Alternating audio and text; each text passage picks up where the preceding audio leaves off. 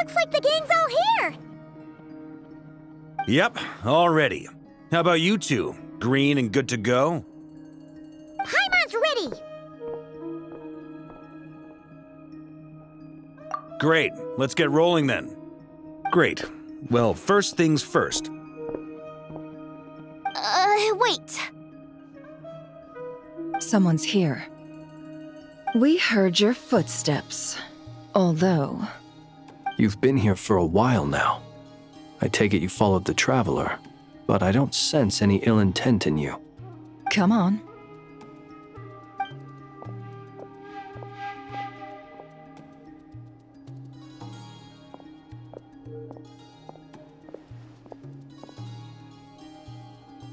I figured it wouldn't take you long to notice me.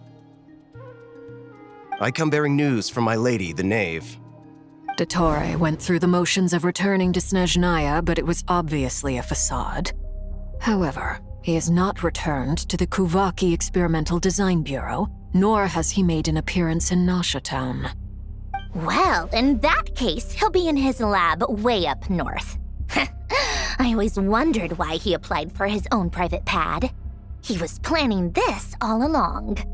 Tell them that Sandrone and I will go on ahead. If they still intend to pursue this matter, they should meet us at the research center in the northern tip of Nodcry. Nice of Columbina's two best friends to think of us. We appreciate the heads up. Our sincere thanks to the Fatui for your aid. Lady Damselette may have left our organization, but at least some of her colleagues remain genuinely concerned for her well-being. Not to mention that the Doctor's increasingly cryptic conduct gives us great cause for alarm. We have crossed swords many times before, but it's not personal.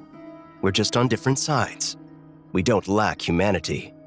And so, as fellow friends of Lady Damselette, it's only right that you should be in the know about this. Arlecchino's situational awareness has saved us a lot of trouble. I'll leave the map here with you. If you do decide to head to the research center, please proceed with caution. And remember, at least while you're in Nodcry, Lady Arlecchino's subordinates are your comrades if you want them to be. This is very accommodating of you. We can't thank you enough. Just doing my duty. I shall take my leave now. If you need us, you'll find us at the Experimental Design Bureau.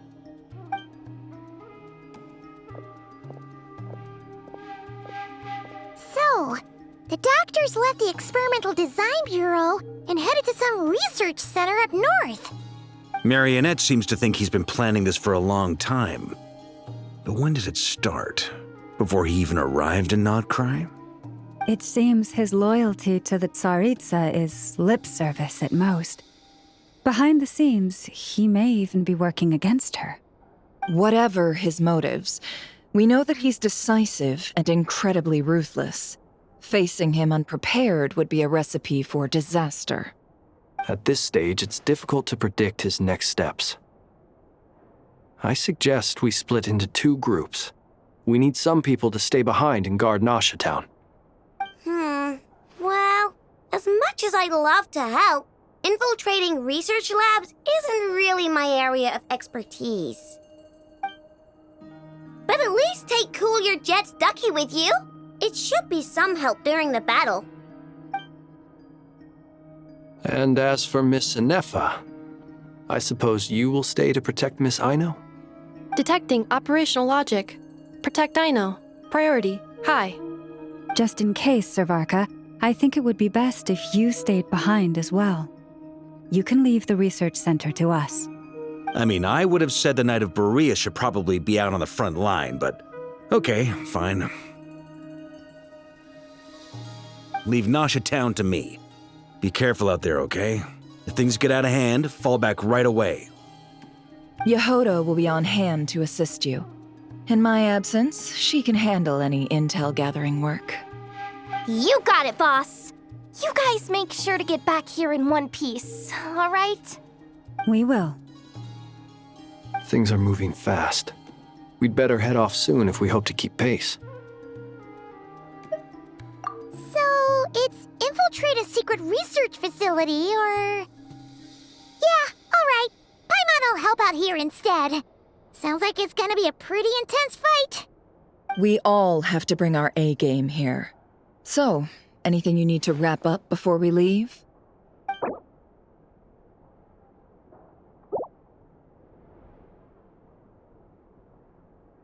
Then you'd better get going. Very well.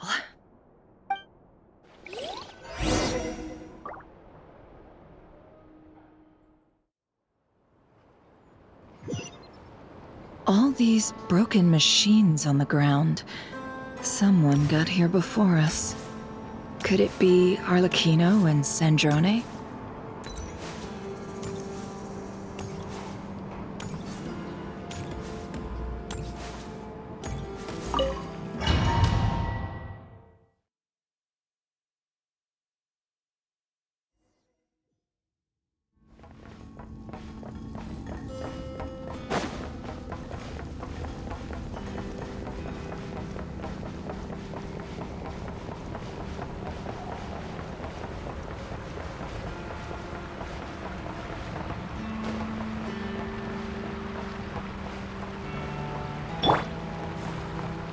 Poor lost lamb.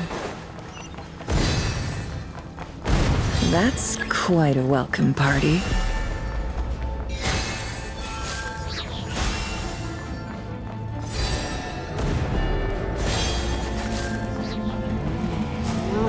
Forest, protect us.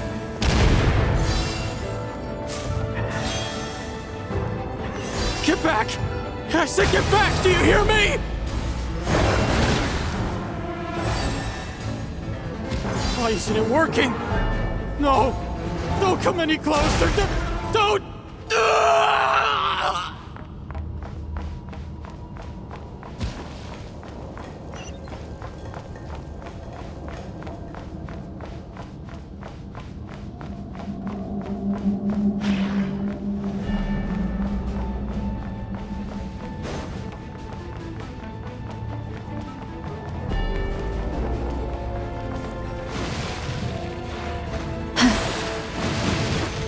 Leave this place. By the frost moon. Beware the creatures of the night. Close your eyes. Observe. Close your eyes. You poor souls. May your spirits find peace. Grab that key on the ground. We'll probably need it at some point.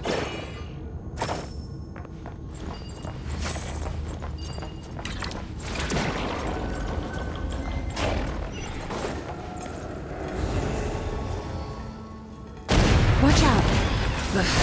There's no way through. Let's go around.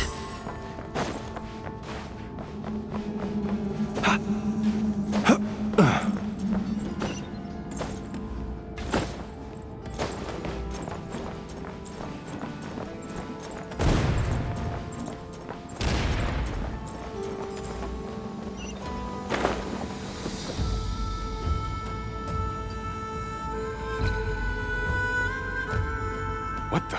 Trespassers? Here? What's wrong with you people? We're looking for the doctor, and we understand he might be here. I see you're fleeing the facility. You looking to settle a score with a doctor? Good luck with that. I don't think you have many chances left. Perhaps. But you might have a chance to live if you start talking. 2 other Harbingers had the same idea as you. They're already inside. But what good is it gonna do? The doctor wouldn't do something like this unprepared. Seems to me that you're not too thrilled about being his subordinate. Also, is it just me, or do I sense monsters nearby? If you'd prefer their company to ours, that can easily be arranged. We need to know what the doctor is up to. Please, if you know anything at all, tell me. This is about more than us versus the doctor. His actions could have consequences for all of Nodcry, and perhaps even your homeland, Snezhnaya.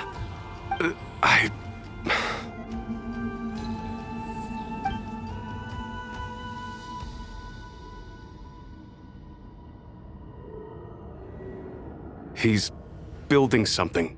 Ambitious doesn't even begin to describe it. Feels like this could be the big one. God knows how long he's been planning it. A while back, he told us he'd be returning to Snezhnaya. We weren't expecting him back so soon. This time, he brought some gemstones with him, or something. 2 of them. The moon marrow spheres. He stole them from their rightful owner, Columbina. Oh, Lady Damselat? Last I heard, she left the Fatui. Before she went, she told us she'd finished what Her Majesty asked of her, and wished to focus on some personal matters. I remember thinking that leaving us might not be the best choice. I mean, I always looked up to the captain the most, and... Back when this all started, the higher-ups dispatched 3 units to Notcry to execute their plan. They were led by the Doctor, Marionette, and the Damselet, respectively. I was a part of the Damselet's unit to begin with. She never really interacted with us much. In fact, she seemed sort of detached from everything. Not because she was distracted, just felt like she was indifferent to the world around her. Like she had no stake in anything that happened. She always seemed like she was staring off into the distance. Almost as if she didn't see anything worth living for in the present, so she had to look further afield. That's right. She always used to stare up at the sky. The Doctor used to stand nearby and watch her. Apparently they got along well at first, but somewhere along the way, she grew wary of him, started avoiding him as much as possible. After she left, everyone in our unit merged with the Doctor's. He's similarly indifferent to the world, except when it comes to the moons. He seems to have big plans for them. Right now, obtaining the 3 moons is his #1 priority. He even said if he can only get his hands on 2 of them, he'll create a 3rd one himself. How would he create an artificial moon marrow?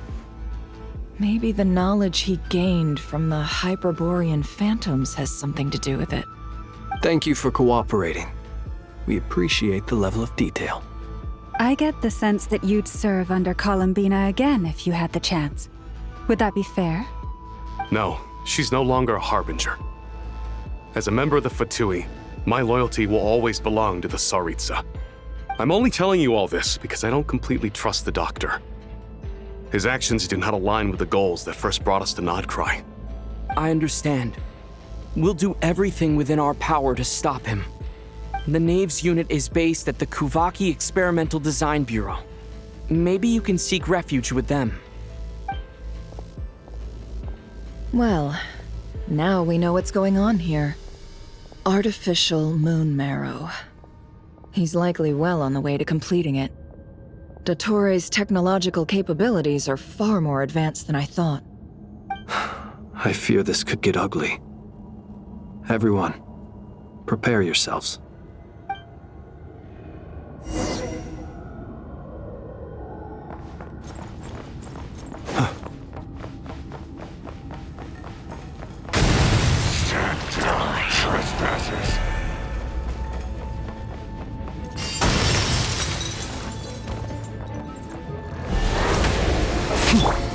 Can't hide the truth. It all adds up.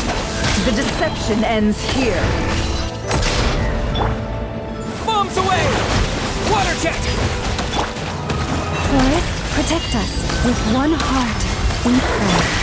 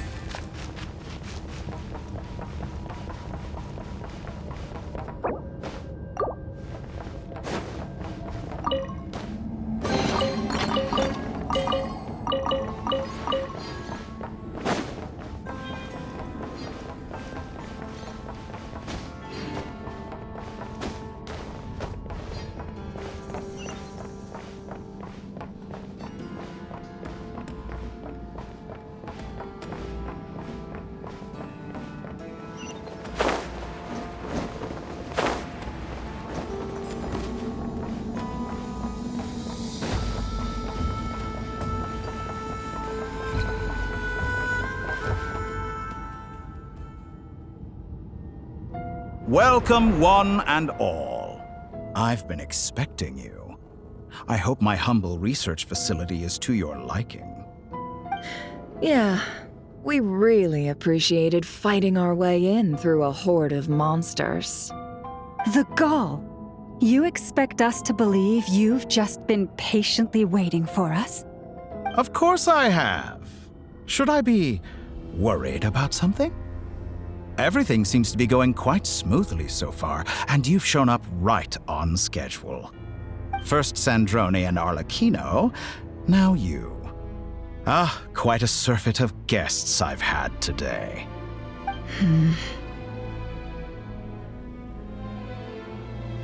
If you were looking for them, I should probably mention that Arlecchino disappeared as soon as she entered the facility. As for Sandrone, why, she stood right here only moments ago demanding answers from me at the top of her voice. Hardly out of character. She never was one for basic courtesy. But I have to admit, I was a little surprised to see her showing concern for someone besides herself. Does everyone you associate with undergo such a change in temperament? Speaking as a researcher, I have to say, it is not a change for the better. It threatens one's ability to remain objective. Well, since you ask... So you've got your hands on the moon marrow, and now you're claiming godhood. Don't you think that's a bit of a stretch, Dottore? I must protest what you are insinuating with that phrase, claiming godhood. I am not claiming anything. I am stating a fact. You're a researcher. I'm sure you appreciate the distinction between the two. Huh? Wait, you really think you're all that? You'll excuse me if I'm not being a polite little lady for you. We're colleagues. We both know what kind of person you are. By the same token, I knew you'd respond along those lines. You and I both understand that facts speak louder than words. To that end, I've had my people send you a small gift. It should go some way toward helping you understand my present position. What gift?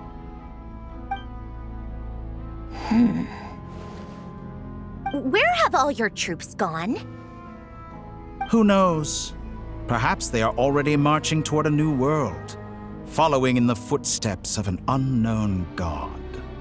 As vulgar and arrogant as you may be, dear Sandrone, I have no intention of taking out my displeasure on your subordinates. They will enjoy equal rights to my own. You sent your people to the Experimental Design Bureau? That's the Tsaritsa's property. Yes, and I am very mindful of Her Majesty's instructions. But you know full well that they do not conflict with my present goals. In which case, all I'm doing is conducting another one of my experiments. Is there a problem with that? Now then, you have a judgment call to make. Am I simply lying to stall you? Or is it possible that every word I am saying is the truth? In which case, your subordinates really are in danger. So now you've turned on fellow Fatui soldiers. You're completely insane. I have set a new rule for myself. Each person gets one chance. Naturally, that includes you, Sandrone. If you wish to leave, I won't stop you. We are colleagues, after all. Scumbag!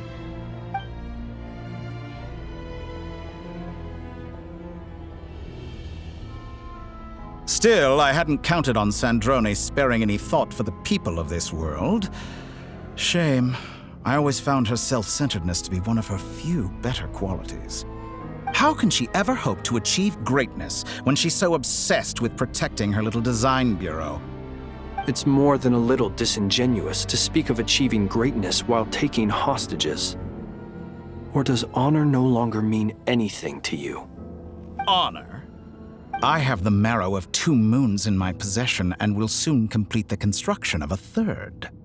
I will be the god of a new world. And you speak to me of honor?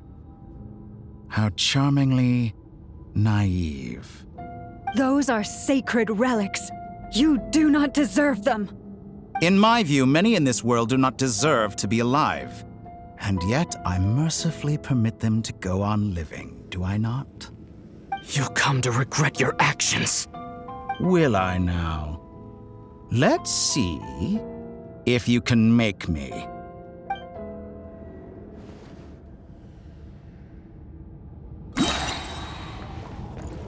Yeah! Water jet! You won't feel a thing. You porous land, by the frostmoon of old. No more lies. Seek within. It all adds up.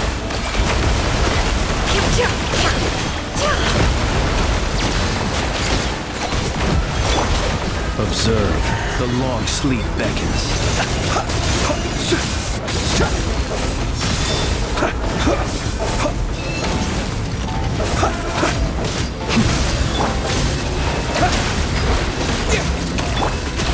Forest, protect us.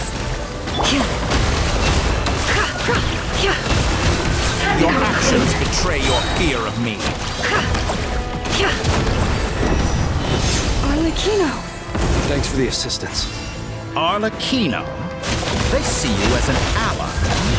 What a farce. You're clearly here to destroy my research. I say research is more valuable.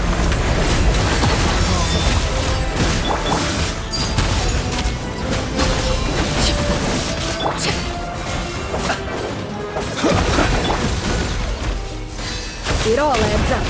Time to come clean. Get lost!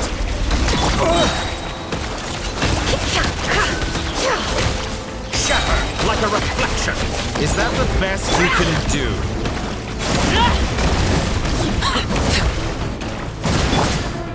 Wipe out! Close your eyes.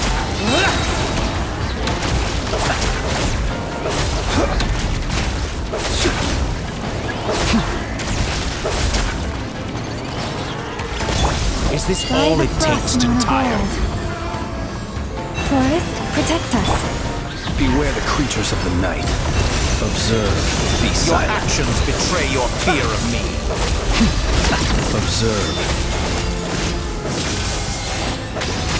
You won't feel a thing. How thick?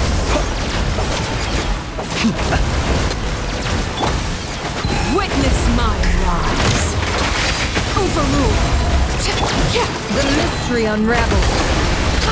No more lies. How disappointing. Vitore is too powerful with the artificial moon marrow in his arsenal. Fighting him is futile. Quickly.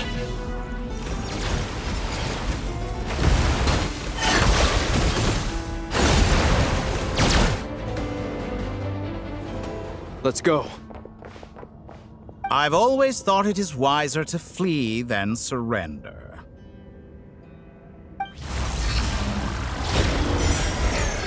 Watch out! What the?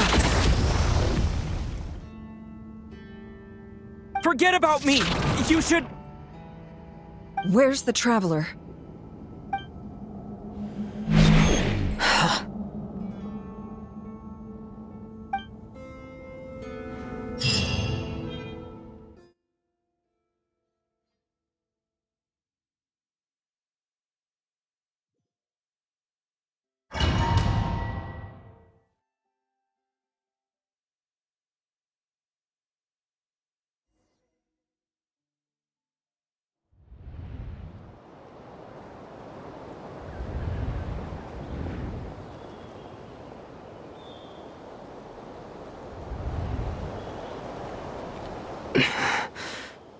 What just happened? Nasha Town? How did I get here? Strange. I remember being trapped by Dottore during the battle. And now all of a sudden, I'm here. Something weird is going on. I guess I'll start by exploring the area. Huh? Traveler? What brings you here at this hour? Huh? What are you in the mood for today? A hot dog? Or something else? We've got some special discounts at the moment. Want to see the menu? Sorry, I'm not hungry right now. Ah. Well, feel free to take a seat for now. Let me know if you change your mind. Everyone seems to be acting normal. Am I just overthinking? Oh, darling, look who it is. One of our regular customers. Get the travelers something to eat, would you, dear? Wait, why is he talking like that? Well, I'd love to, but can't serve a customer unless they order something. Anyway, I take it your business is wrapped up? Yes, thankfully. It was a long trip, and it's left me feeling pretty exhausted. But the upshot is, I won't have to leave again for a good while. We can have some quality time to ourselves. Wait, these two are a couple? I see some kids around too. I didn't know they had a family. Hey there! I haven't seen you in ages! What's keeping you so busy? I've been looking forward to playing with you again. You forgot already? You're silly. Daddy brought you over to our house recently. We had some snacks together. What is she talking about? We've had a lot of customers over the last few days, so we've been real busy. And like my mom always says, some people are more than just customers. They're friends. Oh, another customer's arrived. I better go see what they want. This is all wrong. I never once heard the owner of this restaurant talk about their family.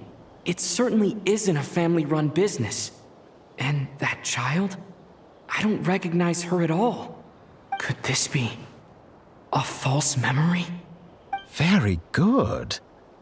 I knew you had it in you. Aren't you going to try the house special? When did he show up? No. None of this is real. You don't seem to like it here. That's fine. We can change venues.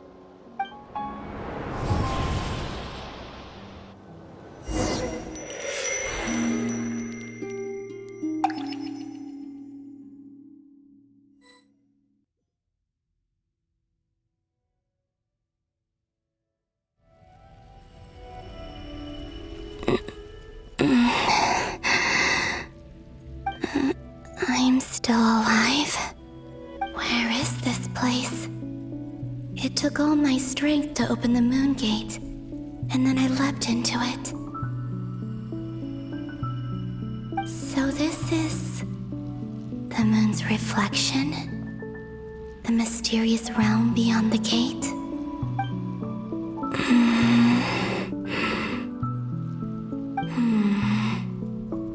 I can't sense anything. I guess I could try opening the gate once more.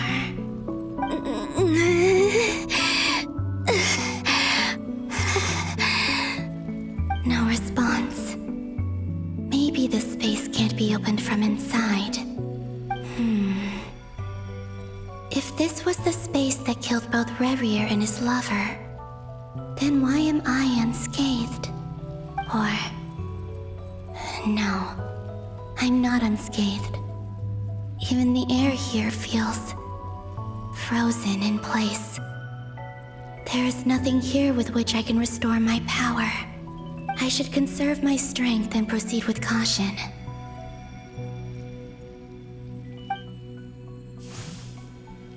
I don't believe Dotori's scheming will stop just because I escaped.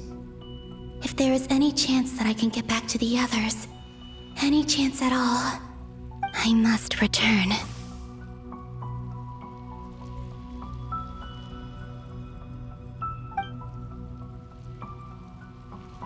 Emptiness, silence.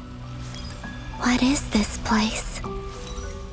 Or maybe the real question is, what is it for? What's this? Looks like it responds to my power.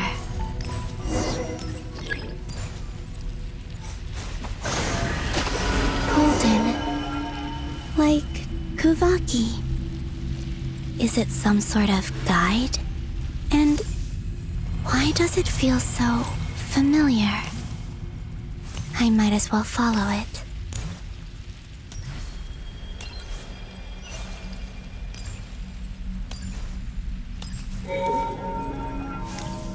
Where does this lead? Could it be the exit?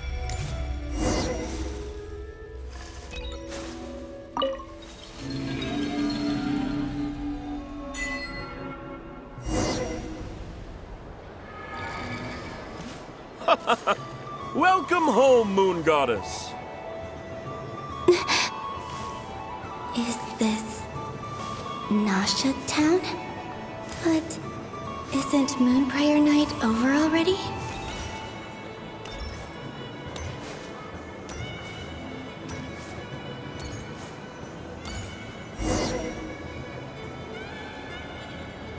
Goodbye for now, Columbina. I hope you have a wonderful night. I will. Everyone else. And me? Are these my memories?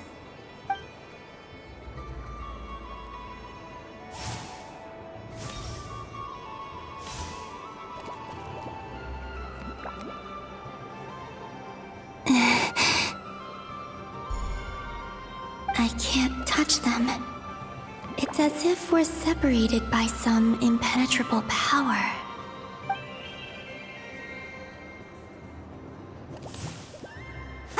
Over here! Over here!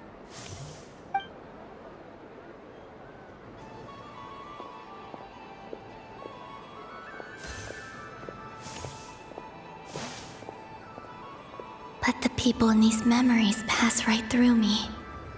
Just like when I disappeared. If only I had known what would come to pass after that. Even so, I should still take a look around. Just being back here. It gives me the strength to keep going.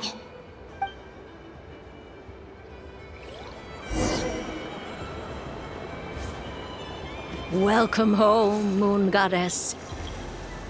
Oh, you're the genuine article. Alice was right. This Moon Prayer Night was worth watching after all. Oh, yes. That was the fortune-telling stall run by Barbaloth from the Hexen Circle.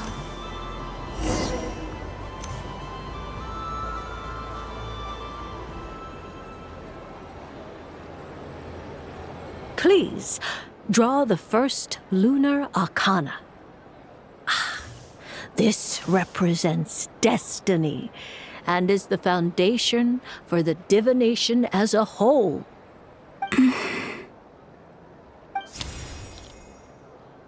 My destiny. I believe the card I drew was the moon. Now that I think about it, Barbaloth's divination was absolutely right. It's almost time to draw the last card. The one that represents the future.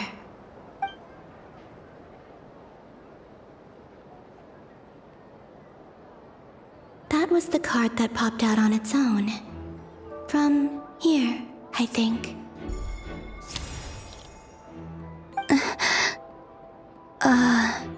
Kuvaki Pulse? What? Fascinating. I've never encountered this before in my role as a diviner. What's going on? Did that card leave the deck? Because of my influence? All I did was try to touch it, and then... Maybe this memory space is not untouchable after all. Are there weak points in the barrier? Or... is it possible that there's more to this space than my memories alone? This card is death. I need to get to the bottom of this. I'll try touching something else.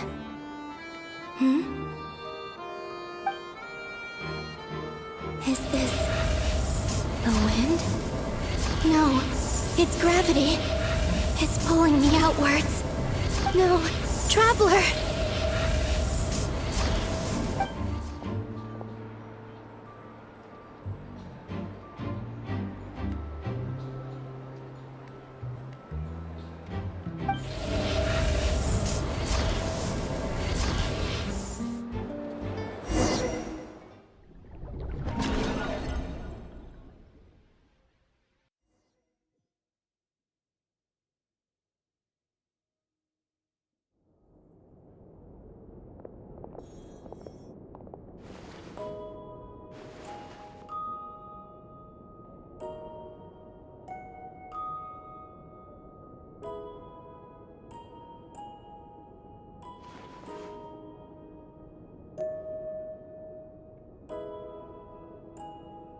Paimon, listen to me.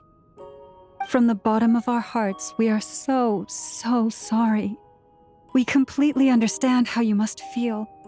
The Traveler is trapped, and we all feel responsible for it. Don't say that! Paimon's not a little kid! You didn't leave him behind on purpose! There was nothing you could do! But... He's all alone in there! What if something happens to him? What are we gonna do then? We've barely spent any time apart since we met. Is he gonna die? We must find a way to rescue him. We were all involved in the operation where he was captured, and we do not abandon our comrades. That being said, it won't be easy. Through conversation with the others on our return, we've arrived at a basic idea of what we're up against. Dottore lab has clearly been in operation for a lot longer than we realized. We found many monster samples stored there. In all likelihood, they were materials he used to research his latest technology. We also know that through his contact with the phantoms of Hyperborea, he gained knowledge about the moons and certain Hyperborean technologies. Using this knowledge, he then fashioned an artificial moon marrow to serve as a replacement for the frost moon beyond the sky. Unlike Columbina, Dottore is not being rejected by Tevat.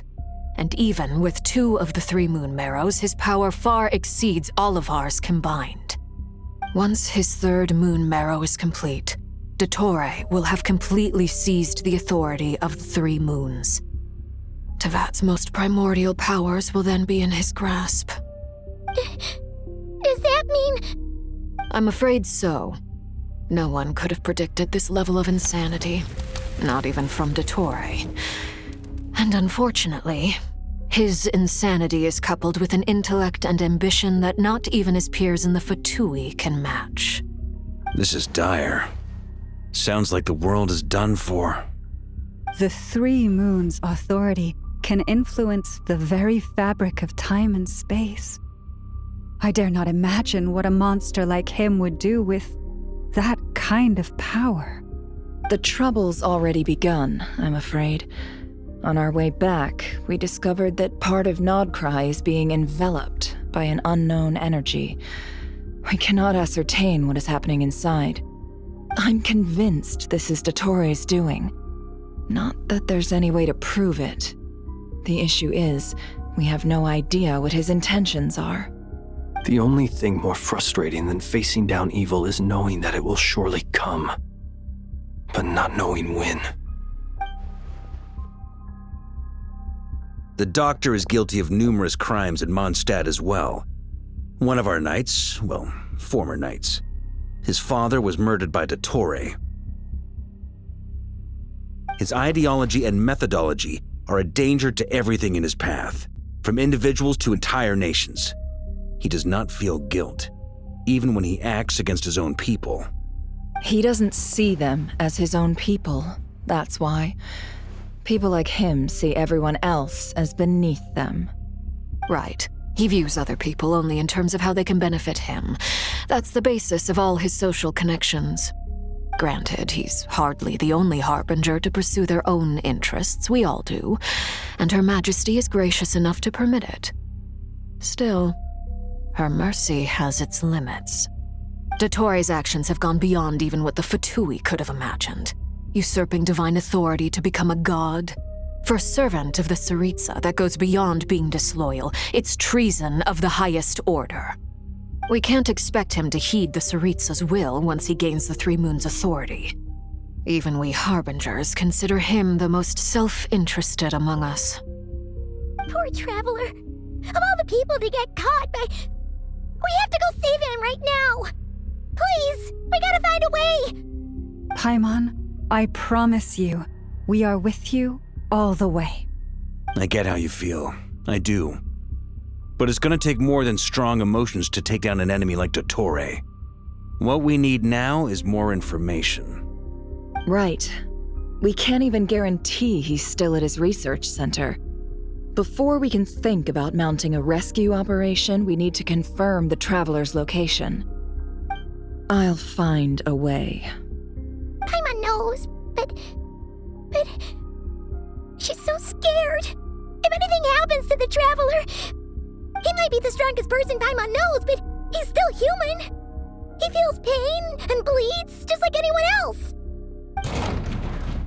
Then think things through before you stick your neck out. Unless you want to lose your head.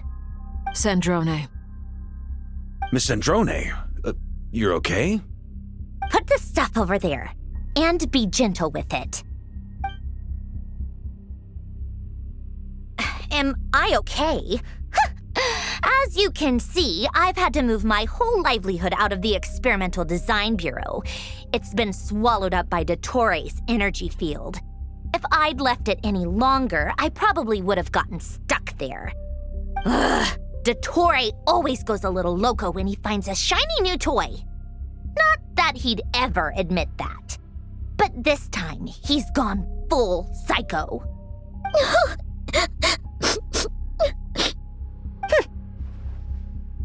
Just go ahead and cry already. Sorry.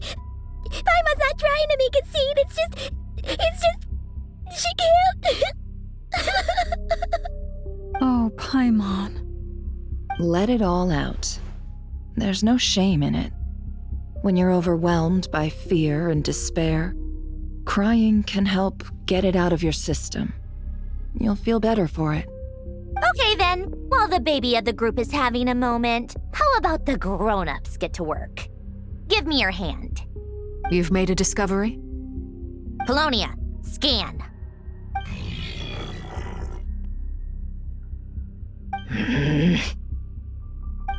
You, hand, now. Oh, I thought you'd never ask, my lady.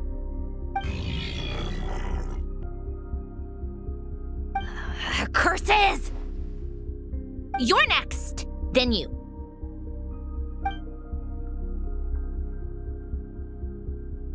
Dottore, you son of a... He's done something to us! Everyone who entered his research center has been implanted with some sort of curse. I don't feel anything unusual at the moment. Does that mean it hasn't activated yet? Is there a way to figure out its purpose and what might trigger it? My best guess is Dottore created it using the Moon Goddess's powers. 1 second, analyzing. Ugh! That friggin' maniac! So, what twisted game is he playing this time? The moment I analyzed the energy composition, some encrypted text appeared in my mind's eye. And when I deciphered it according to the Fatui standard encryption protocol, I got the following message. Feel free to run, or you will perish in nod cry. He's mocking us. Yep, he loves to toy with people. Only in this case, there might be more to it. But I didn't detect any murderous intent or malice either in the message or the curse's energy. As if this is him at his least malicious. Or perhaps all people are cowards in his eyes. Maybe he thinks the threat alone will be effective. What a despicable person. And he has the Traveler in his grasp. If I may, as unhinged as Dottore may be, he has always exercised great patience with the objects of his interest. I remember a comment he made when we first arrived in Nodcry. He said, "This world is, on the whole, an exceedingly dull place. But at least there are a few intriguing features, such as the gods, or the Traveler. Presumably, they interest him because they're unknown quantities. He wants to understand as much as he can about them." Agreed. The Traveler is Tevat's fourth descender. All Harbingers are aware of this. Since Dottore took such pains to capture the Traveler, he is unlikely to kill him right away. Okay, but we still have to do that rescue operation. Of course. I also think we need to read between the lines with Dottore's message. If he's encouraging us to run, that means we mustn't leave Nodcry under any circumstances. My guess is, his curse will only trigger if we leave.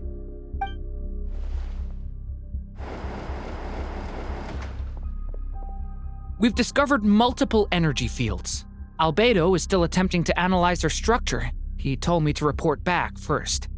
Each field is slowly growing, swallowing up more of the surrounding area in the process, and the pace of their expansion has increased since we first examined them. He's probably trying to swallow Nodcry whole. His nefarious ambition knows no bounds. If this continues, the whole of Tevat will be in trouble, not just Nodcry. The loss of Columbina could not have come at a worse time. Do we think she's truly gone for good? She entered the space beyond the Moon Gate, knowing what became of Rerir and Thalindus. I'm sorry, but I fear the odds aren't good.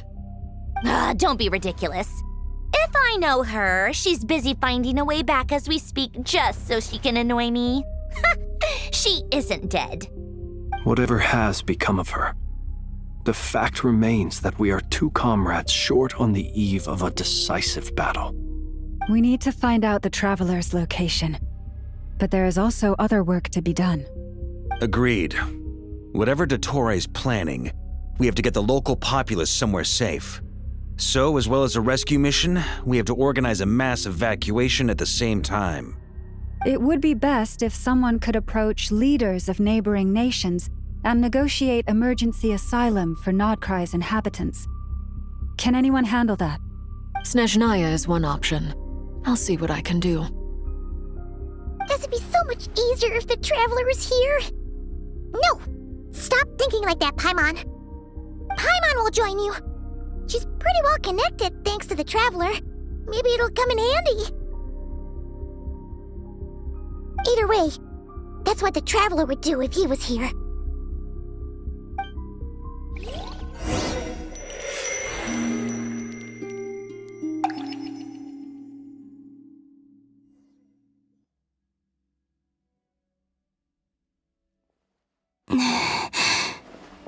Back here again. That gravitational force that pulled me back. Is this where it came from?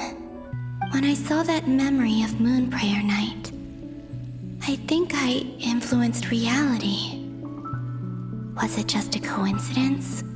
Or if only I could have sent the others some kind of warning on Moon Prayer Night. Maybe we could have stopped Dottore. I feel so heavy. Does entering that space consume a lot of energy?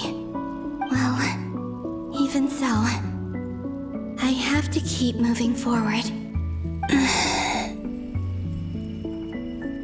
Back to emptiness and silence again. I should try and find my way back inside that memory.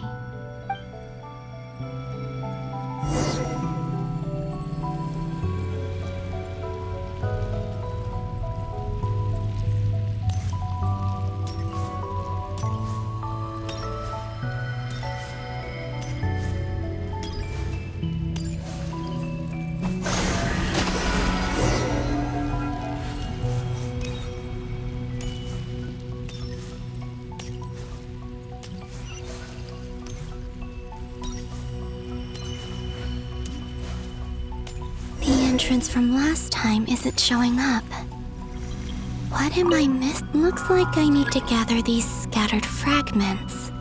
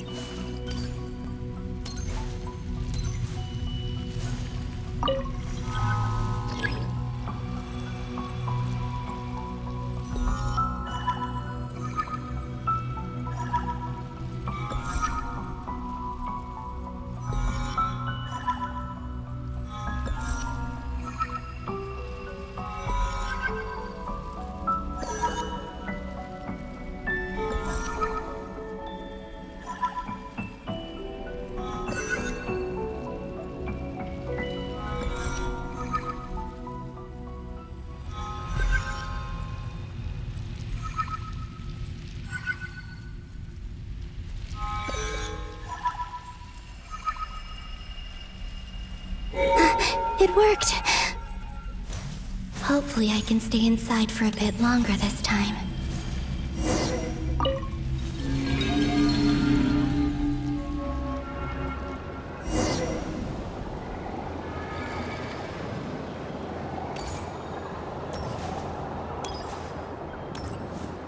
Ad Astra Abyssosk. Welcome to the Adventurers Guild. What? This doesn't look like Moon Prayer Night. Extra, extra! Latest issue of the Nausea Express! I don't think I've ever been here. Maybe this space isn't comprised of my memories after all. There aren't any festive decorations around. Is this Nausea Town after Moon Prayer Night ended? Did Dotori's plan not affect the town? Or is no one aware of what happened because he used the Three Moons' authority? Let me see if I can influence anyone else. So, what do we do next? Wait, that voice. Paimon? The most important thing right now is to find that mage. Lauma the Traveler and Mr. Varga are here too. I'd better go pay the Fatui a visit. Traveler!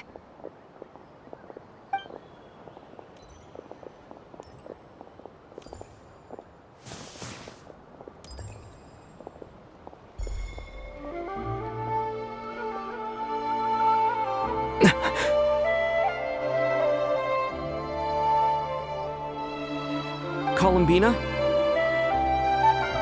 I made contact. It's me, Columbina. Huh?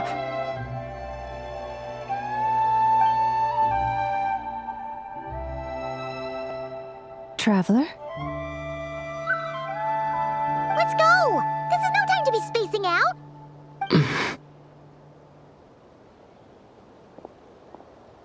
Huh? Wait a moment. This has happened before. Huh? This is what happened when I disappeared. I stood right over there, thinking that no one would ever find me again. It was only when he called my name that I decided to follow them. But did he turn around because he sensed my touch just now? Is it really possible that from in here, I can change the past? If I keep following them, maybe... Huh? It's that gravity again.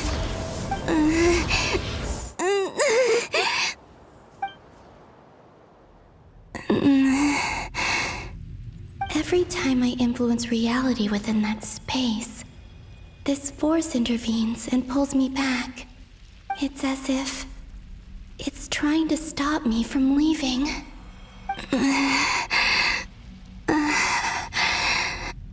I'm getting weaker and weaker. I'll just have to try another approach next time. Come on, Columbina. Keep going. You have to tell everyone what happened.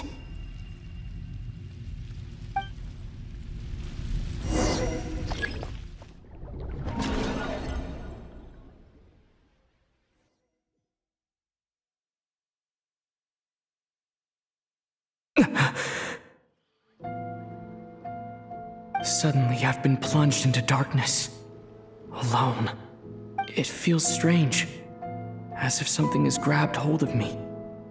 Is Dotori now powerful enough to interfere with space itself? Look at you, standing so still in total silence. I almost didn't recognize you. Hello there, traveler. He seems to be in a good mood. Wait, what's that behind him? Ah, so you noticed. This is the completed Trilune. 2 primordial moon marrows and 1 artificial specimen. You are wary of it. Good. Maintain that reverence. You performed well in that recent battle. Brave and reckless as always. Courage is the sign of a true hero. and impulsiveness is the hallmark of those who strive to advance. I say this not to belittle you. Most creatures are far more timid by comparison. 3 moon marrows? Does that mean the artificial one is now complete too? Well spotted. What do you think? For a replica I built myself, I dare say it looks the part. Dottore, are you planting illusions in my mind? I have no interest in fooling your eyes. On the contrary, I hope to show you the true essence of all that you see before you. Is this not a beautiful city? People live in peace and find joy in their work. The streets are safe. People can even leave their doors unlocked at night. You might say it is the Elysium everyone dreams of. All available data indicates your values and worldview conform with the mainstream. This kind of society should be quite to your taste. False beauty is deceitful. Lies are to no one's taste. I wonder, is it your moral standards that are too high, or your expectations of reality? Answer me this. If someone existed in a sweet dream from the moment they were born, a dream in which they never once felt pain, which do you think they would consider superior? The dream or the reality? That's pure sophistry. It has nothing to do with your actions. As I suspected. You have yet to understand all of this for what it really is. What do you want from me? You sound impatient. Do you think the only reason I'm keeping you is because I want something from you? If it's not, then why haven't you killed me yet? No one can stop you if you're as powerful as a god. I'm delighted you recognize that fact. I believe we last squared off in Sumeru. Ah, the memories. How time flies. You and I have both grown.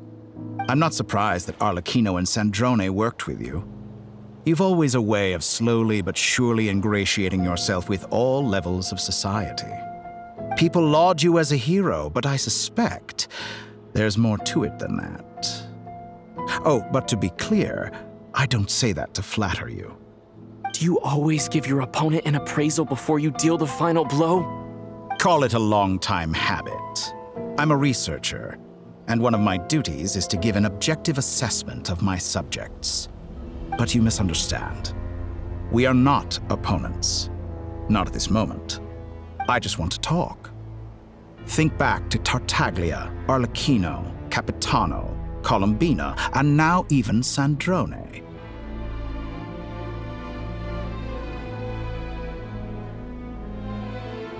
You've worked with each of them in the past. I believe you can work with me as well. What makes you so sure? Well, why not? Should the good associate only with the good and the bad befriend only the bad? I like to think we could have a more mature relationship than that. Surely you don't think all your relationships are grounded in friendship or shared ideals? People come together because it benefits them to do so. If you think of the people you admire, you must surely admit that they have provided some benefit to you. Morality, ambition, dreams. People have plenty of words to embellish the nature of their relationships. But once you break free from those ethical frameworks, you will see that the only thing connecting the two of you is mutual benefit. And that is what I'd like to talk to you about. We're finally getting into it. He's probably been planning to kidnap me for a long time now. But for what exactly? He has the authority of all 3 moons. I won't be able to gain the upper hand in a fight. Best if I pretend that I'm willing to negotiate for now. You say you're a god, but you also speak of mutual benefit. What could a god want that the 3 moons cannot provide? Excellent question. But before I answer, I would ask you the same thing. Gaining Colombina's allegiance was a rare and extraordinary feat. But the Moon Marrows are now in my hands, and I have the edge over her. for this artificial moon is not being rejected by Tevat. Her identity and lineage may have been a thing of glory in the old world, but they were also shackles that prevented her from ever integrating into Tevat. I, on the other hand, you may view me as a thief, but I have overcome that limitation. So what is it that the Three Moons cannot grant you? What stops you from negotiating with me to get what you want? I don't make deals with lying psychopaths. That's quite an accusation. Are you expecting me to get angry with you? Well, this is one aspect in which my personal growth has served me well. In the past, my less mature self might have been disappointed, perhaps even angry, over a small setback like this. Like when you and Lesser Lord Kusanali joined forces to oppose me, for example. But things are different now. Just as the rich do not quibble with the poor, I no longer find myself perturbed by these trivial affairs. Human relationships end with conflicts of emotions and interests, but relations between humans and gods are different, and ours is even more unique. I have ascended to the highest heights and laid claim to unprecedented horizons.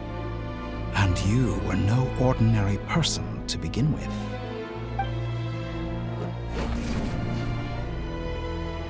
Allow me to show you the world, Descender.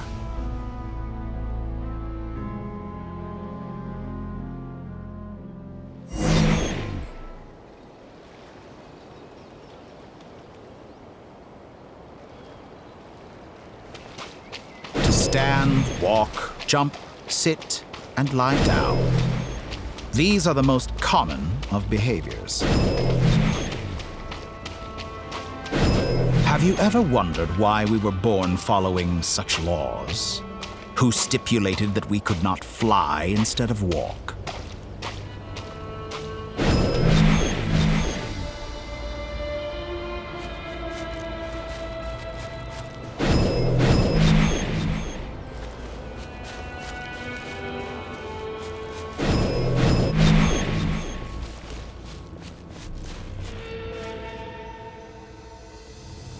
Someone of your talent and experience must surely know of the four great rulers who serve the heavenly principles.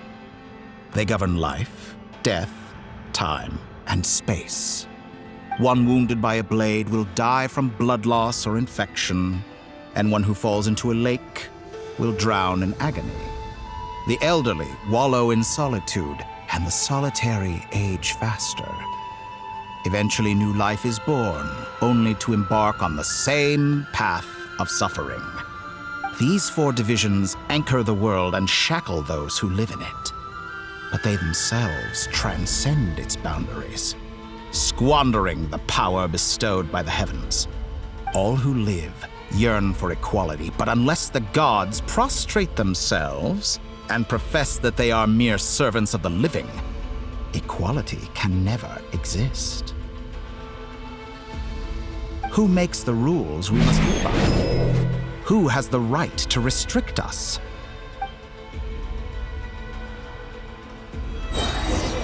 The limits of the body can be rejected.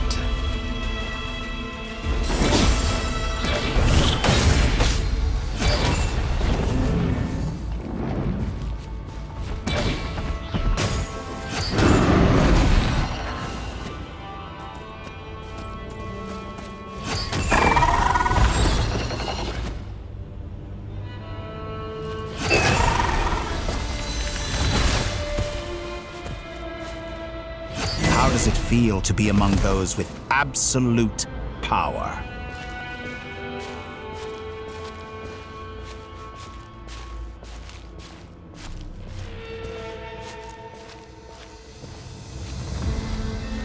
You cannot conceive the extent to which your flesh hinders your mind and spirit.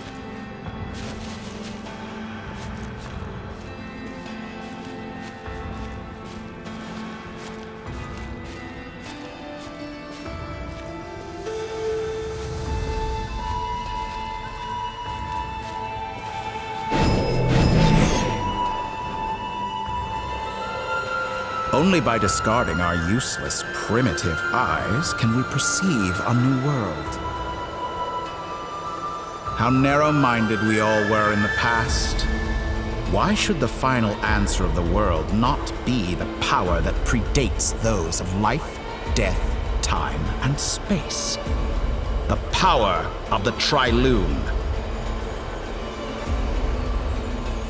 Through it, I have glimpsed new experimental possibilities. Nature suppressed, authority exiled, souls controlled.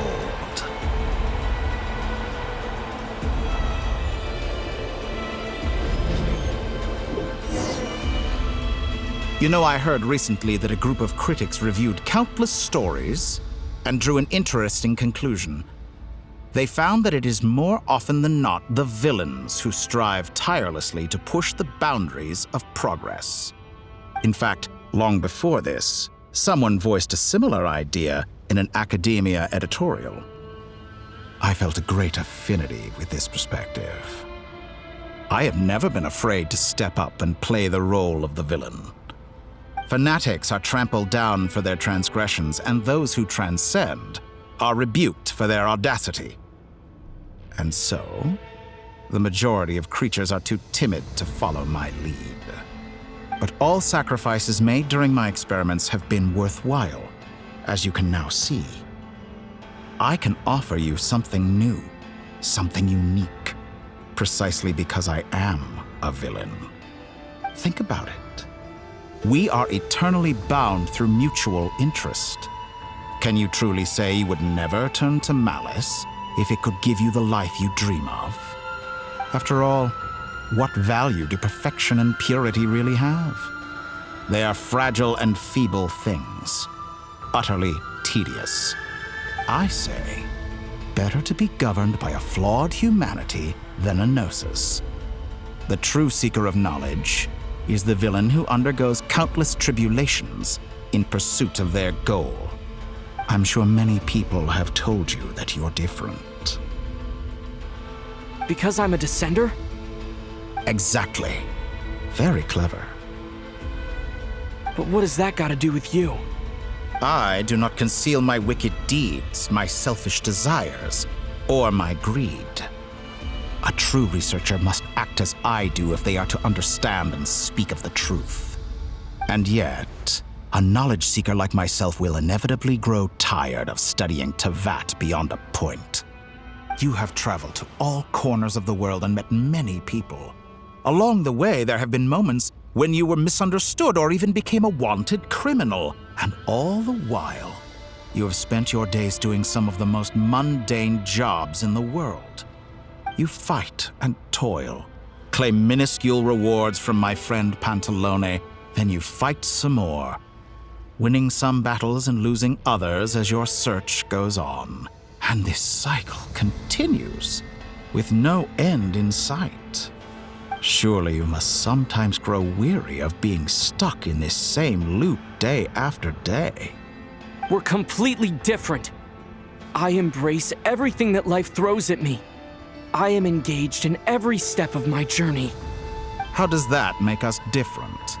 I too embrace what life brings, researching everything that interests me. Think of all the novel things I've managed to create, like the artificial moon marrow. Don't you see? As unique a specimen as she was, even Columbina is not irreplaceable. Take that back! She's gone because of your actions! I didn't say that to anger you. Though admittedly, I don't see what there is to be angry about. Anything Columbina could do for you, I can do better. I know what your ultimate goal is. You wish to walk the path your sister walked, and seek answers from her at the end of that journey, don't you? Someone like you could never understand what it feels like to care about another person the way I care about her. Perhaps not, but that doesn't mean I can't help. I could find your sister right now, bring her before you, and make her give you the answers you seek. Don't be so presumptuous. You'll never begin to understand the situation between us. Oh, no. This is no presumption. I'm only offering what I know is possible with the power of the Trilune. But it seems like you would sooner continue with your journey through this world. Why? Do you truly desire this journey? Or is it simply a necessary process from which you cannot escape? Think of all the time and energy you have spent, everything you've had to endure just to make it this far. Is this really what you want? Or has your hand been forced by the promise of that final answer? Yes, you have made many friends. But do they ever spare a thought for the void in your heart and what it yearns for? What you want is not friends. It is family. But do they know this? I, on the other hand, am far more considerate. Join my experiment, and in return, I will bring your meaningless journey and all its struggles to an end. This is a malicious attempt to manipulate me. But at the same time, he's stating some very human truths. Of course he's right about my predicament. How can I deny it? I have faced ungrateful strangers, never-ending troubles, an endless quest for answers. I want to see her. After everything I've been through, words can't describe how much I miss her. How much I want to be reunited with her, wherever you are right now. Do you miss me too?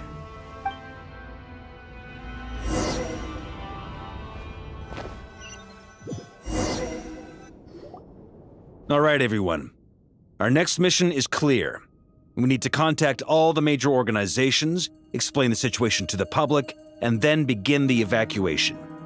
The residents of Not Cry are quite dispersed. The two most populated areas are the Southern Isles and Pyramida. Miss Lauma, I will leave Hisi Island and Nasha Town in your hands. I will liaise with the Fatui and Pyramida. Agreed. We will reach out to Natlan and Snezhnaya. Anyone found north of the Experimental Design Bureau should follow the Fatui to Snezhnaya. As for those dwelling south of that line, I will ask the Voynich Guild to help persuade them to leave. Then I, Mr. Varka, and the Frostmoon Scions will escort them to Natlan. The Voynich Guild has dealings with the Curatorium of Secrets. I will send them a letter vouching for your credibility. Yehoda, you should help Lauma. This is too big of a task for one person. My wish has come true. You're willingly lending me your most capable employee for the day. Well, good for you if all this only takes a day. Of course, if it takes any longer, I'll be charging a fee. Boss, wait! Don't I get a say in this? Oh, I'm sorry. Something to add, Yehoda? Well, no one's more important to me than you, boss. And remember how Lauma healed your eyes after that big battle? I think that's worth at least 2 or 3 days' work for the Frostmoon Scions.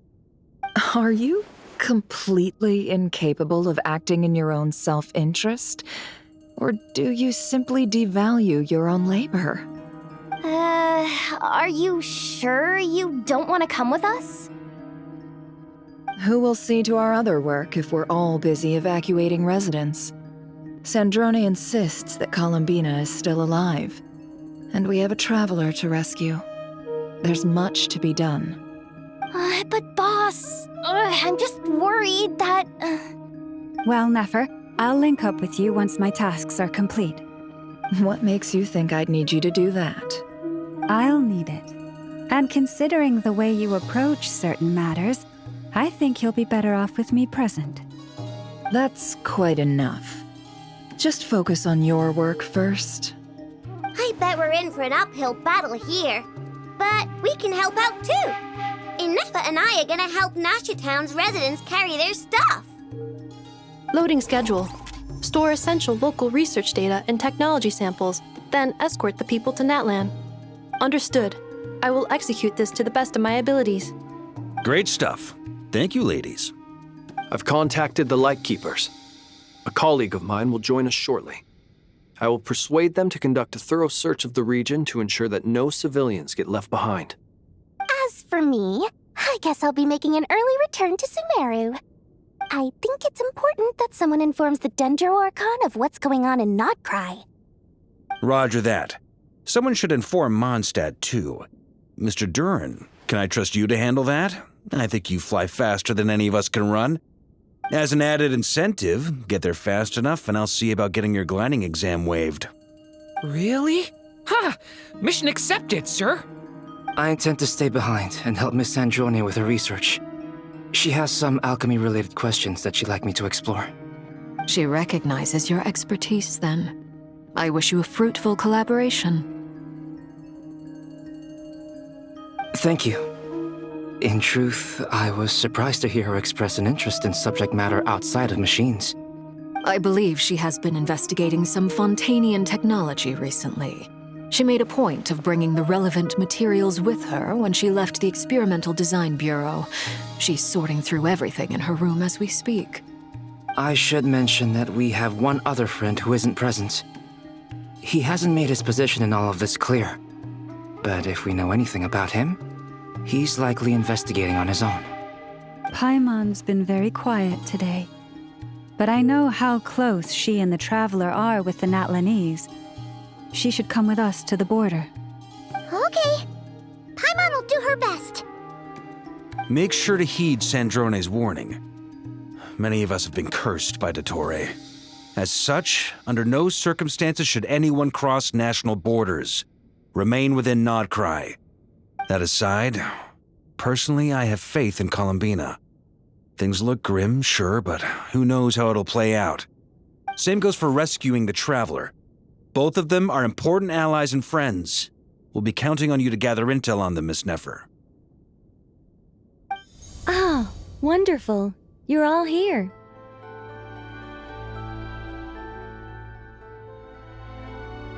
That voice again! Nicole? Whoa, that was loud! And it came out of nowhere. So mysterious. Sorry, this is the only way I can speak to you all right now. Please accept my apology. Anyway, time is short. I'll cut to the chase. We're still facing quite a catastrophe here at the world's borders. Alice has roped in every Hexen Circle member she can get a hold of. Except for me. She told me I had to come and help you all out as a matter of urgency. I quote, "You love talking, don't you? Well, now it's finally your time to shine. Take these. Make sure the whole party gets one each. You'll be in charge of making sure everyone stays connected." Huh? Is this a Dodo communication device? Scanning. Unknown device. Analyzing. Unknown device. Conclusion. Cute. Affirmative. It is cute and good. I believe that I quite like it. This is no ordinary Dodo communication device. It's my very own special modified version, specifically... sorry. I almost went off on another tangent there. Anyway, help yourselves.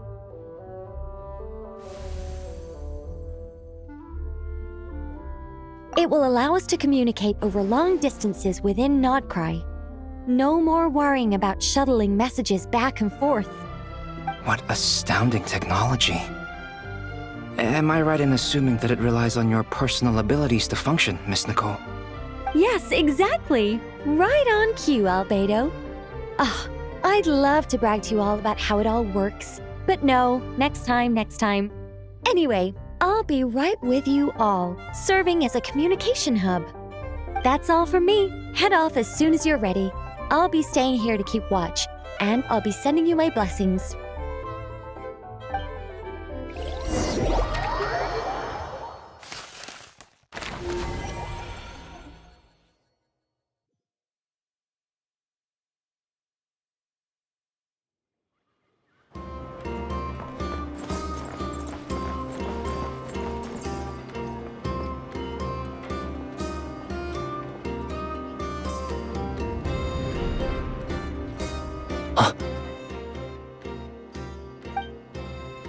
Sir Flint.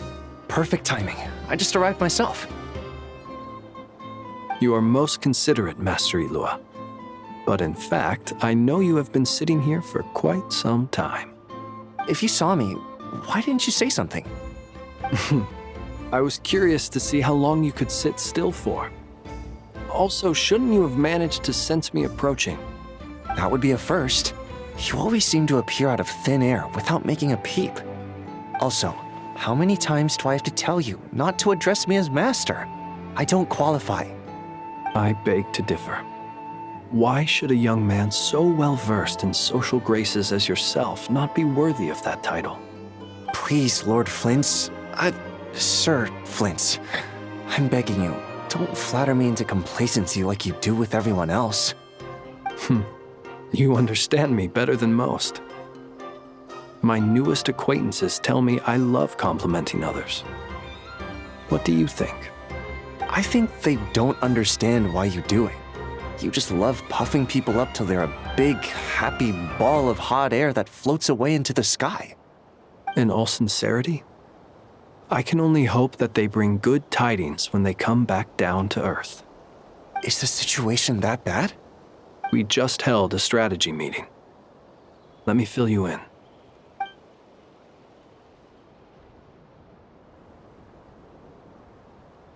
In short, we need everyone gone from Pyramida. We also need a team of lightkeepers to scour the more remote regions of Nodcry for civilians to evacuate. I only hope we have enough personnel. We do. Old Man Nikita will definitely help, and we can recall anyone out on patrol to focus on this instead. Good. I'm sure you and the others will make short work of this. Now, don't forget, once you've completed this task, make sure you and the rest of the team evacuate to either Snezhnaya or Natlan as well. Flint's? If you've got something to say, Master Ilua, why not guess what I'm thinking right now? You mentioned that you have something else to deal with later. How difficult is it going to be? I doubt it will be easy. I know you're a lightkeeper, and it's your duty to protect others in times of crisis. But I have a feeling that you'll be walking into grave danger. However bad things have gotten in the past, Nodcry has never faced a mass evacuation before. But from the sounds of it, you don't intend to come with us. I don't mean to pry, and it's probably none of my business. But whatever it is you're intending, you don't have to go through with it, you know. I've been afflicted with some sort of curse, and I'm told it may well trigger if I set foot outside of Nodcry. As such, I cannot leave. I have to act, if for no other reason than to fight this curse. What? No. Why? Why would anyone want to curse you? There are plenty of people out there willing to trample over others in pursuit of their own goals. Frankly, Sir Flint, I am furious. You're making light of what is an incredibly serious situation. Indeed I am. And? And what? I told you, I'm furious about this. Nothing I can do about it, I'm afraid. Things happen, and we just have to deal with them. If you find yourself feeling angry, perhaps start by drinking a big glass of water. Hey, you mean you're completely unmoved by my anger? I'm devastated. Then allow me to express my sincerest regret. Come by the lighthouse sometime. We'll catch ourselves a few fish, have a little barbecue, play some cards, and bask in the sun. Maybe I need to spell this out. Lean in a little, Flint. Oh my, this doesn't bode well. Word is that you were caught up in a real horror show recently. People were amazed that you returned safe and sound. They've been debating whether you're even human. I've returned safe and sound from plenty of crises. When you say people, do you mean other people? Or do you just mean you? Fine. I'll be frank. You're not human, are you? Heavens.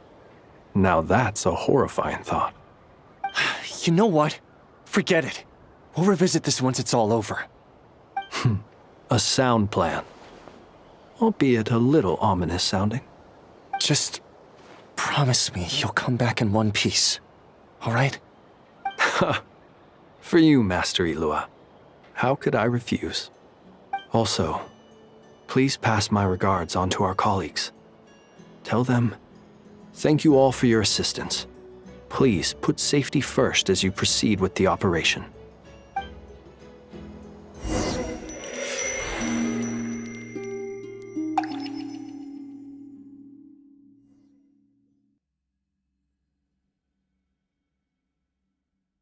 I have to keep searching for a path toward reality.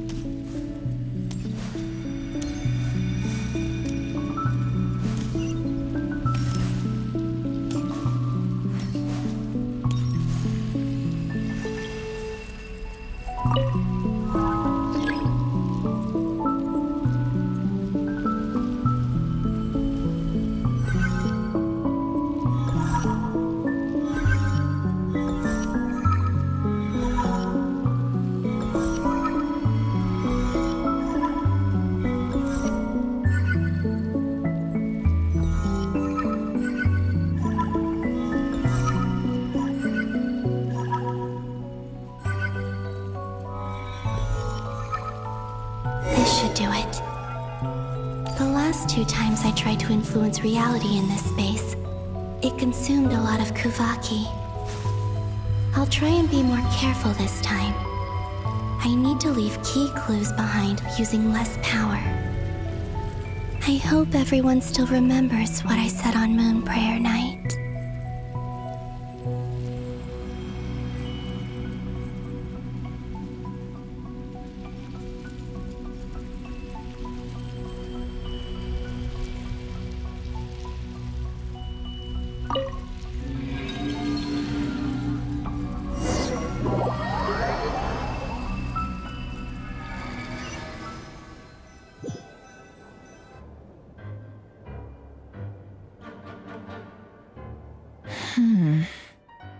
Nothing here either.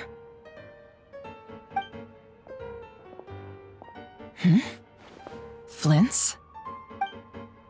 Ah, Miss Nefer. What are you doing here? Unless... I just spoke with Itlua about arrangements for the search and came for a walk nearby.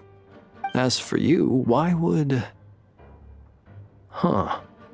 It appears we think along similar lines. And neither of us likes to accept things at face value. As well as figuring out how to gather intel on the Traveler, I wanted to confirm some of my own suspicions.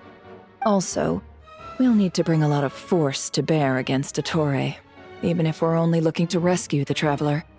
We can't leave anything to chance. You don't think Columbina perished either, do you? I'm merely considering the possibility that she survived, just as you are. How much can we really know about a deity like her anyway? Do you remember what she said on Moon Prayer Night? About using moonlight to send messages to us? Of course. I think that's why we're both here. Where have you checked so far? I've been focusing on the outdoors. Anywhere the moonlight shines. I checked most of Nasha Town, but didn't find anything. I checked the Curatorium of Secrets, and a few rooms where I thought I might find some leads. But no luck here either. The only places I haven't looked yet are the rooms in the flagship. But process of elimination isn't the only thing that brought me here. Oh, really? What's your other reason? After all that build-up, our mystery ally never showed up even once!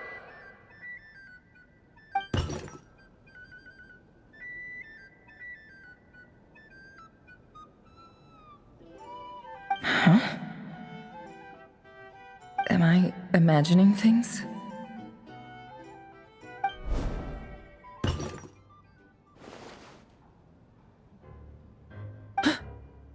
Come on, let's see what's going on. Oh no. I knocked over a vase as soon as I came in. It must have been caused by a Kuvaki fluctuation when I entered the space. Although, it seems like I'm not about to be pulled away this time. It looks like as long as I'm careful with my actions, it doesn't count as influencing reality. Anyway, is this the flagship? The Traveler mentioned that's where he was staying. I only went into the lobby last time, so I've never actually been here before. How does this space work?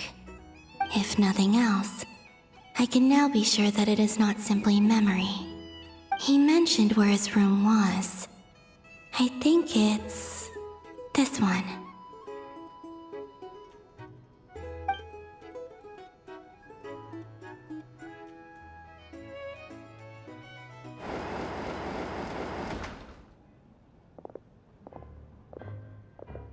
The door is closed. But if this is anything like when I disappeared, then maybe...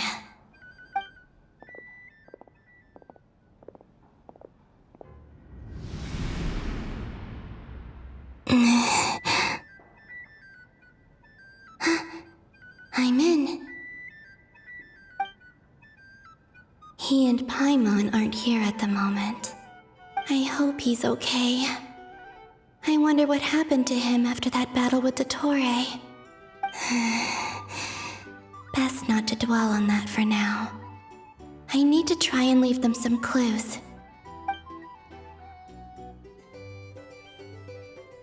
Please, Traveler. I really hope you find this.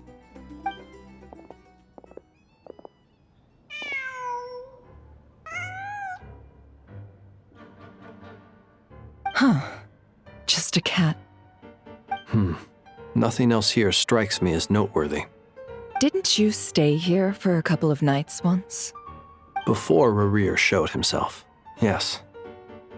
It's also where the Traveler and I first met. Did you notice anything unusual during your stay? I remember thinking how much noisier the flagship is at night compared to the graveyard. Other than that, no. The Traveler and Paimon were most congenial neighbors. This is where they've been staying, yes? Over here? That's right. I wouldn't usually condone breaking and entering, but we can make it up to them later. Focus now. I have to write a message on the wall using Kuvaki, just like I said on Moon Prayer Night. Simply open your windows on nights when the moon shines bright, and the moonlight will naturally flow towards the words I have written. Here goes. I'll need to carefully control my strength.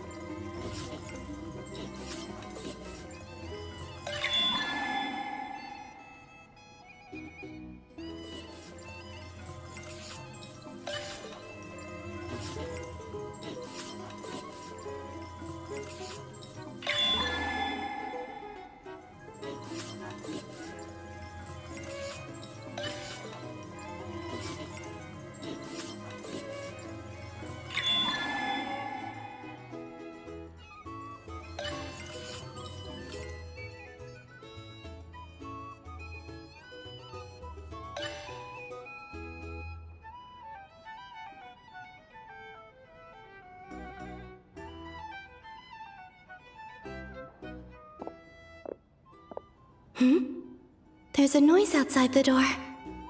Is he back?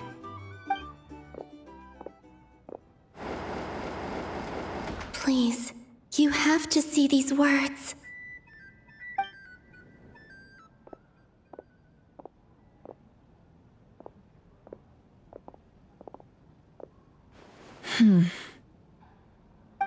Well, do you sense anything? Unfortunately, no. And this place was our last chance. Not necessarily. We've only looked in Nasha Town so far. Miss Columbina said she would leave messages at her friends' dwellings. It's still worth checking where Miss Lauma lives and where I live. Let's try and make some time to look into those then. Wait. What are you waiting for? Oh, Paimon might have overeaten slightly. What's that look for? This is a victory feast. It's normal to eat a little more than usual. The Traveler in Paimon. It's really you. But why are they talking about a victory feast? Huh. You worried Paimon sick while you were out there fighting Rare. So this is your chance to make it up to her, alright? Wait. So this is the night after the battle against Rare. How did I end up here? That's quite a long time ago now. Wait. Time.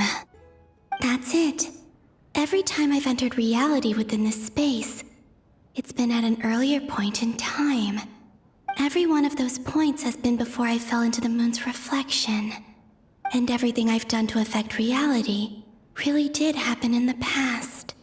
Does this mean that within the moon's reflection, time flows backwards? Starting from the moment I fell in? Not long till Moon Prayer Night now. It's gonna be even livelier than tonight.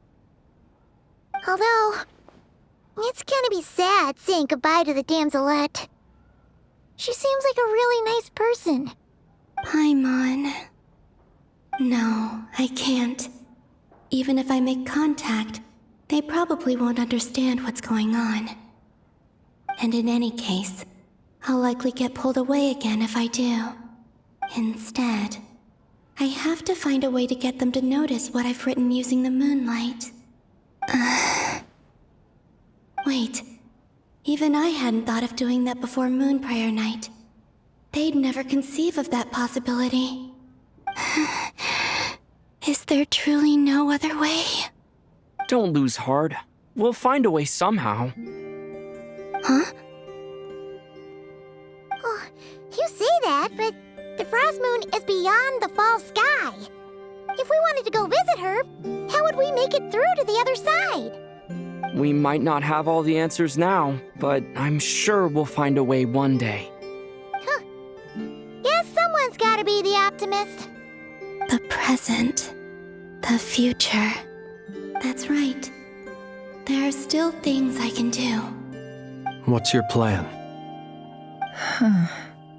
Flint's, when you were staying next door, did you ever open the window? No. The rooms here are dark and damp. And there's such a buildup of dust on the windows that the moonlight can't even get in. I didn't think it was worth the trouble. The moonlight? Ah, I think I see where you're going. One moment. I'll see if the owner is available. Don't bother. Time is of the essence.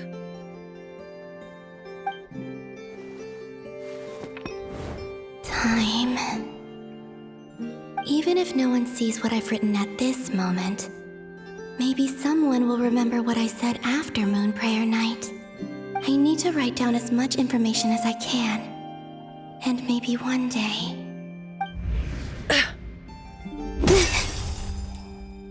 Huh? What's up with you? You can't even hold your cup steady. Are you getting tired? A little. Well, you should probably hit the hay then. You've had a really tough couple of days for you.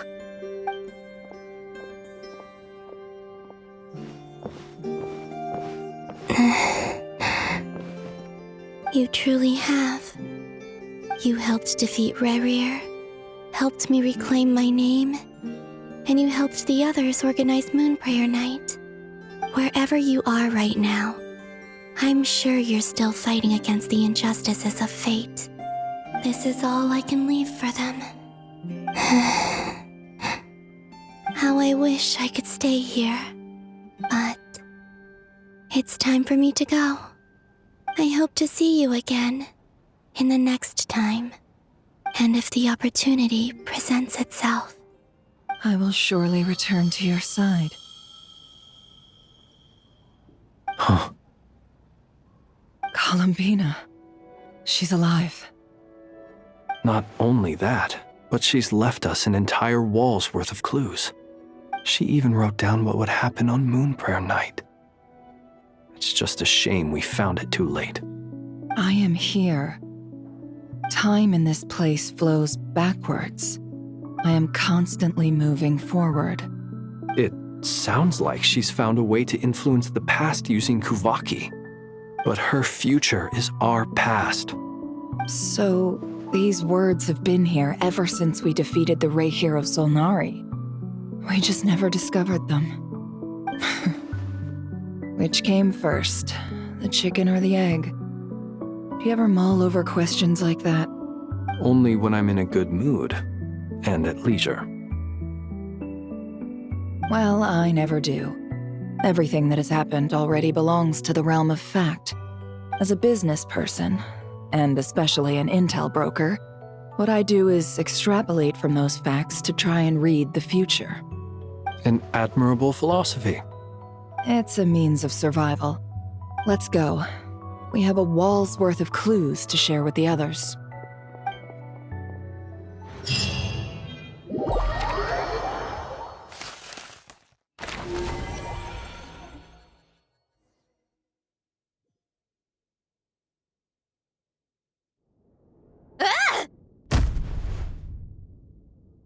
It appears that the doctor's energy signature has changed to something similar to Kuvaki, but not like the Kuvaki we're used to. Nodcry's Kuvaki devices will only have a limited effect on it. I can see why you've chosen to place your hopes in alchemy instead. Also, I must say these books are rather profound. My subordinates just shipped them in from Fontaine. Some of them are from the Narcissenkreuz Ordo.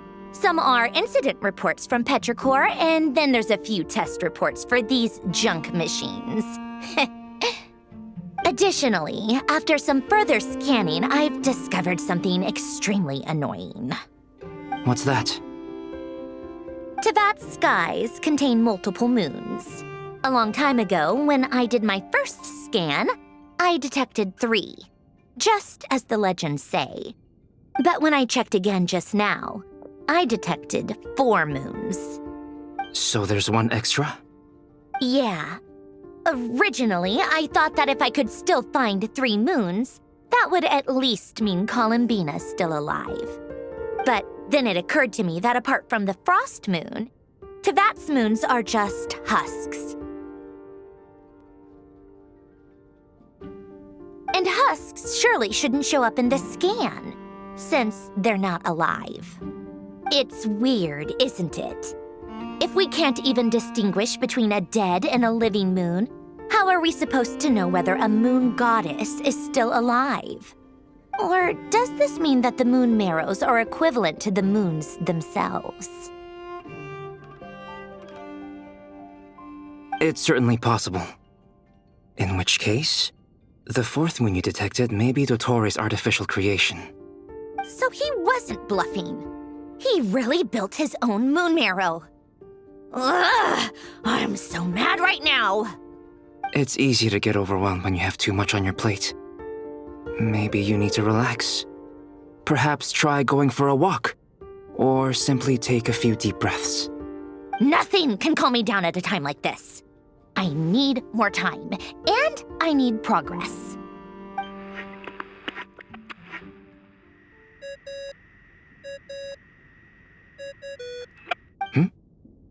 It's Mr. Flynn's. I really hate that ringing tone. Ugh. First the 4 orthants of the Narcissenkreuz, then moon marrows. Now what? Oh, sorry if we're disturbing you. Might I ask what's troubling you? What do you want? We're busy. Are you still at the Curatorium of Secrets? Yeah. Look, everyone else is still out, so there's no hurry. Plus, I'm busy, so I would appreciate if you gave me some space. Even though we have crucial intel to share? Fine, I'm listening. Do you intend to share it via the Dodo communication device? Ordinarily, I would, but this is a unique situation. I think it's best that we discuss it in person. See you at the curatorium.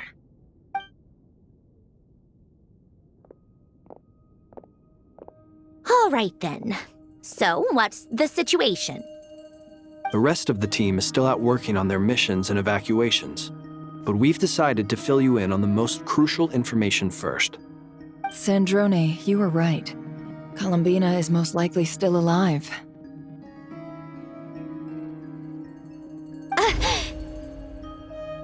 That's the best news we've received in a while, by a long way.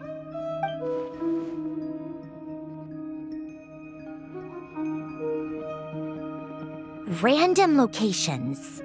Appearing in reverse order? Are you serious? So not dying isn't enough for the Moon Goddess, huh? She has to show off too. Anyway, does this mean we can deduce her condition from the moon marrows? Miss Sandrone, there's nothing wrong with simply admitting that you're happy to hear the good news.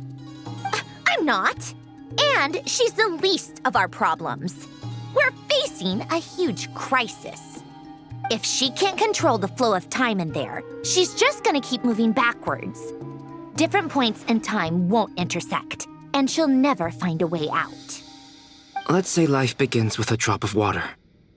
When did time begin? The moment this planet came into being? No, that's not right. Her final destination would be the moment at which the space she is in was created. But it doesn't seem like we can influence that space from the outside world. So how can we help her?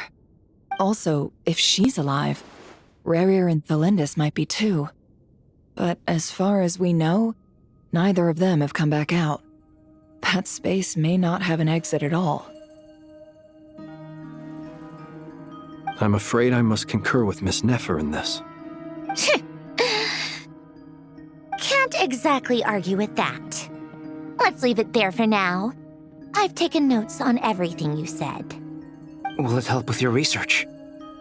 I doubt it's gonna help with breaking Dottoro's energy fields. But who knows when it might come in handy. Better to have it all written down than try to remember everything when I need it. All right, I need to get back to my research. Mr. Albedo has made a lot of suggestions that will require my undivided attention. Sure, I'll stay here. I have things to work on.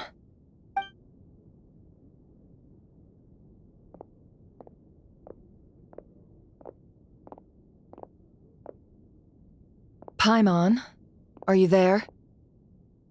Oh, right. She went with Varka to Natlan, didn't she? Good thing we've moved her and the Traveler's luggage in here. Speaking of the Traveler, where could they be? There's a note from Paimon. Paimon here. Not in at the moment, but if anyone needs to borrow her stuff or the Travelers, go ahead and help yourself. Paimon won't be mad. Also, Traveler, if you get back before Paimon, make sure to get some rest. Paimon misses you a lot, but put your health first, all right? How sweet. Well, since you offered, Paimon, don't mind if I do. This is the Traveler and Paimon's luggage. All the items they use day to day are here. It's well organized. I wonder which of them is responsible for that. What do we have here?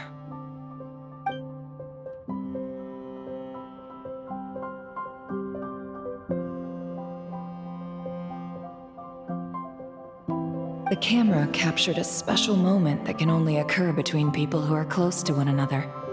You can really sense how the photographer feels about their subject. I wonder why this picture was placed outside. Is it because Paimon recently looked at it?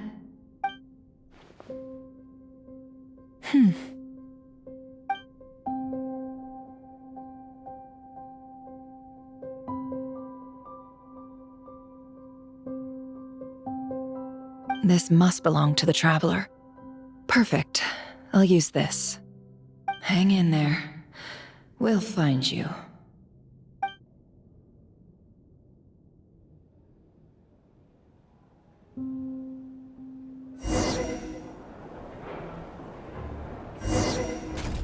Polonia. Search keyword world formula and bring me all relevant books.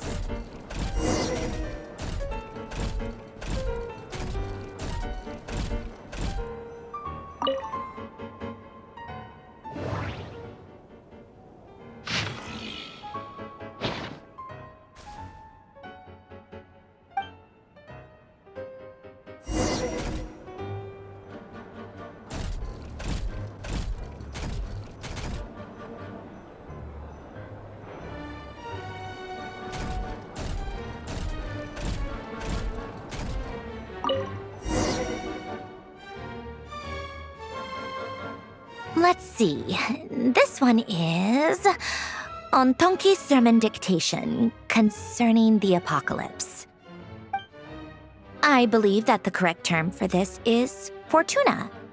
This was an ancient Romorian technology, a wisdom unparalleled. I never imagined that Romorian ideas would be so similar to the diagram I have named, the world formula. This is strong evidence that human civilization should gradually shed possibilities as it continues to explore and evolve. The end of humankind may well be upon us right now. The sparks of civilization shall run out unless we consider introducing variables from outside the system. Variables. Surely that can only mean one thing. Descenders? Dottore likely captured the Traveler because of his descender status. But the Three Moons' authority comes from the world itself. Why would Dottore need anything beyond that? Where does this variable factor in? The world formula calculates the fate of an entire world. Introducing a variable would therefore give us...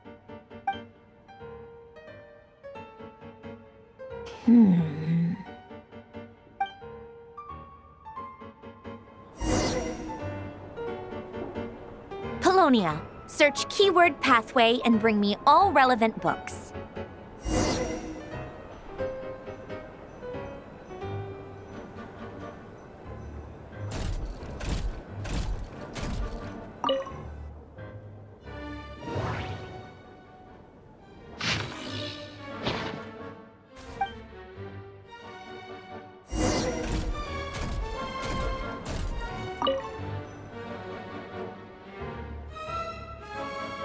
Otonki Sermon Dictation. Explications on the Chemical Marriage. These titles are pretty esoteric. Observe and compute the pathway displayed in the guidance diagram. Deconstructing and reversing its effects could generate potential ideas. So, it's one of Renee's draft lectures. Deconstructing the pathway. I suppose that could lead to a breakthrough.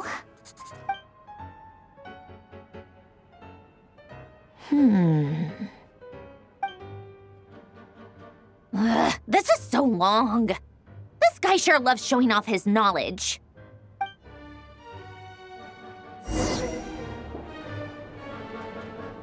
Polonia, search keyword tree model and bring me all relevant books.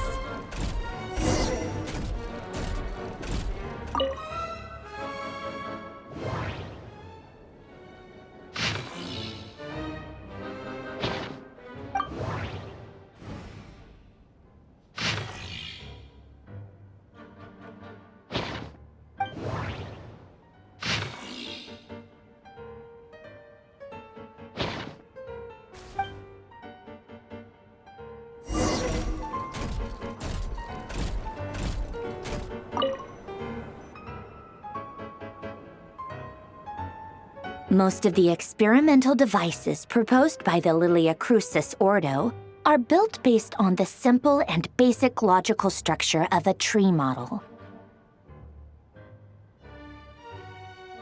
Lilia Crucis. Guess they were trying to cover up the name of the Nautitzenkreuz Ordo. When Duke St. Germanus departed, he said, "It seems that there's no going back." Alas, he is only a genius when it comes to machines. In all other things, he is but ordinary. Excuse me? I'm sorry. That's just ridiculous. What kind of book is this? Great Detective Herlock, The Alchemist and the Clockwork Saint? Isn't this a novel? Come on. Still, the author swears that they knew Renee well. Whatever. I guess it's not beyond the realms of possibility that Renee would say nonsense like that on occasion. Memory, wishes, souls, and persona. Frankly, this sounds more like occultism, but if Albedo vouches for it, I suppose there must be some alchemical basis to these techniques. The way Alain Guillotin saw it, the world was comprised of machines. The universe needed machines, and thus his technologies were created. That's why I was born. René, his full name was René de Petrichor, if I recall correctly. Sounds like he and the town must be intricately connected. That place was also the source of most of our information regarding Remurian civilization. Seems like some of his projects were based on their technology. The cutting of souls and storing them in vessels. These seemingly unrelated techniques underpinned René's research. Assuming that the 4 orthants correspond to alchemical categories. The chemical marriage model? Alain would have scoffed at that. He never would have let those theories or parameters anywhere near his mathematical formulas.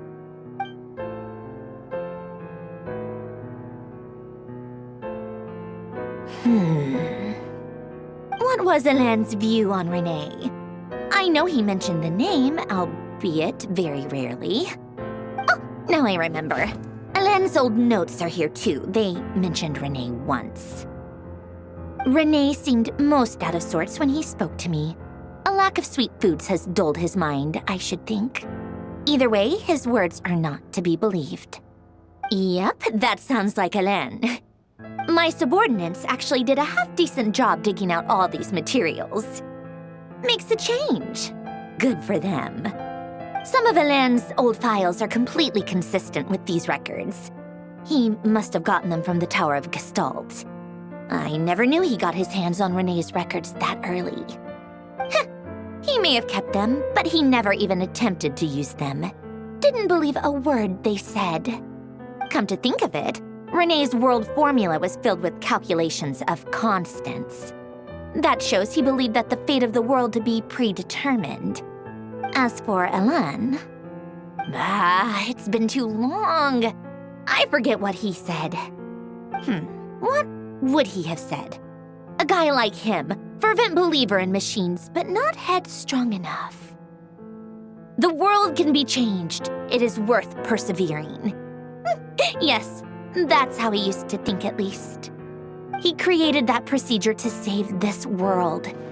Yet the scale of the world's fate proved too enormous. The result was beyond his ability to calculate. He died having never seen the outcome. And there I was, left behind in the ashes of his dreams. Did you really never take a close look at René's research? Or did you read it but deem his philosophy incompatible with your model? The very thought of trying to incorporate his ideas probably made you feel sick to the stomach. Well, don't worry, because there's a whole new category of lunatic in town. Next to Dottore, every other madman looks sane. You once asked me what I wished for. Should have asked him instead. He's the one pining for things you'd sooner die than witness.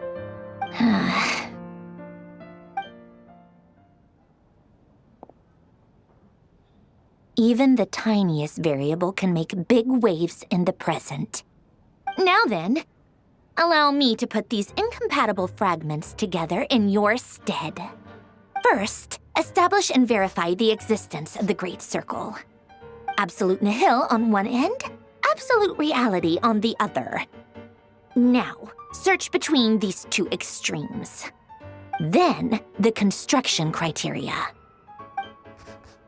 Variables. The sparks of civilization shall run out unless we consider introducing variables from outside the system. Input variables. Traverse the world, space-time, and civilization. Then extract the essential nodes from the records to determine which variables they point to. The primordial power that differentiated itself from the void. The power of light. Yes, light. Records. Hyperborea. This is horrendously complicated. After all that, I'm still missing a few variables. I need to think this through again. How do you think it looks, Polonia? Like the frenzied scrawlings of a madwoman? Fine, keep it to yourself. It's not like you can talk anyway. I'll assume you gave it a passing grade. I jest. But true madness does often start with trying to save the world. What would Arlecchino and Columbina think if they saw this incomprehensible hen scratch? They'd probably have me institutionalized.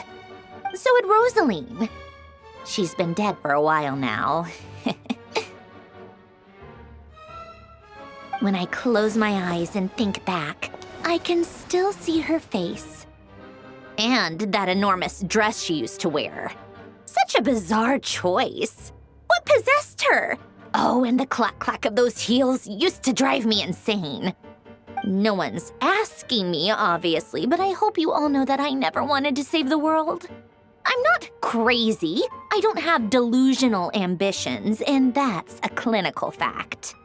The world needs a solution, but I don't need the world's validation. It's the world begging me for answers, not the other way around.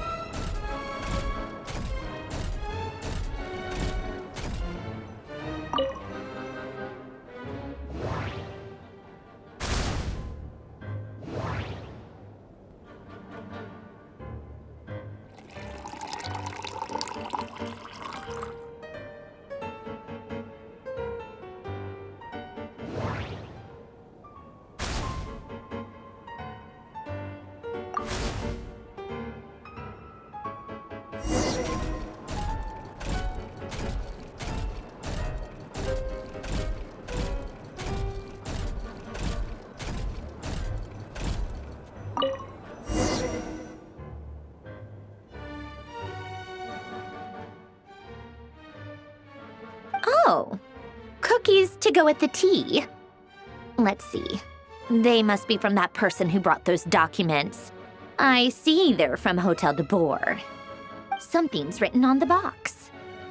We are proud to present this homage to the Fortress of Meropede's fun-filled meal collection system. Fortune cookies. Have a lucky start to your day. Sounds like a dumb gimmick to me. Be early to bed and early to rise. Get plenty of sun and drink plenty of water. Then things will surely go well for you. What? Are you kidding me? Somehow I doubt that an early night and a glass of water is magically gonna save a world on the brink of existential peril.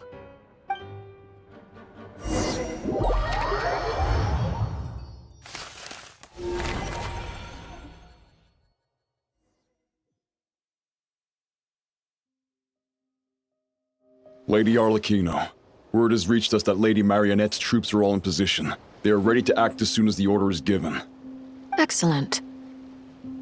The only thing is, they are fewer in number than we expected. It looks like many of them must have lost their lives at the hand of the monsters released by the Doctor. Can't be helped. Allow them to join our ranks and keep in contact. As you wish.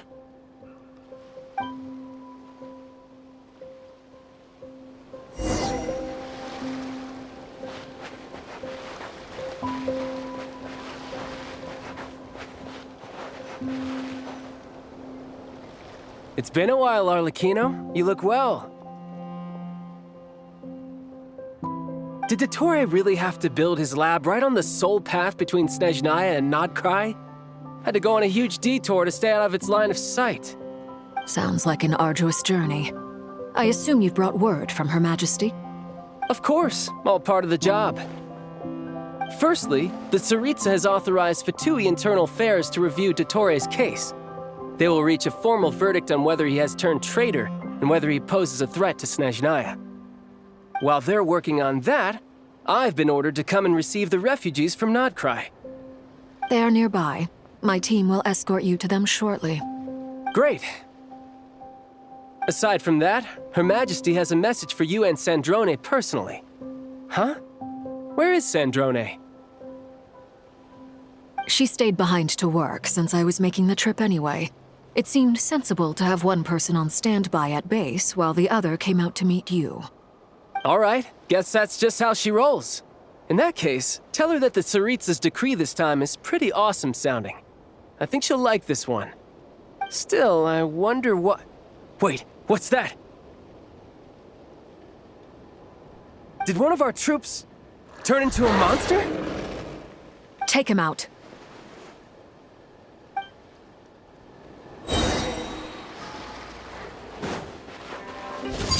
Transfixed! Brace yourself! This is gonna hurt!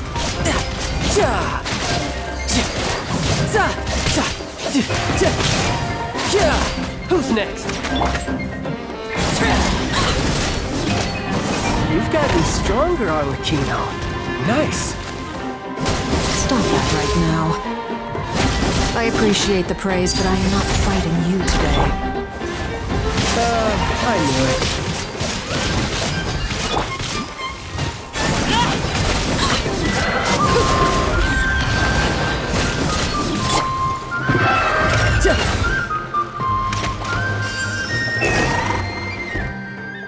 I can't believe it. He was a living, breathing human one moment, and the next... Another fine piece of work by our dear colleague, I'm afraid. What in the world has been going on in Nodcry? A lot. But long story short, Dottore stole 2 moon marrows that should have belonged to Columbina, then built a 3rd moon marrow of his own to concentrate the Trilunar Authority in his hands. What? What do you mean he built a moon marrow? People build roads and houses, not moon marrows. What's his next DIY project? He's gonna build a god? You could stand to be less surprised. We are harbingers. The work we are engaged in makes the creation of gods seem mundane by comparison. I tell everyone who asks that you once crossed swords with Rex Lapis while serving as a key supporter for Rosaline's plan. But right now, you're acting like a common adventurer. Thanks for speaking up for me. Those 2 really took me for a ride back then. Then again, surely no common adventurer would manage to get tangled up with them the way I did. That's gotta count in my favor, right?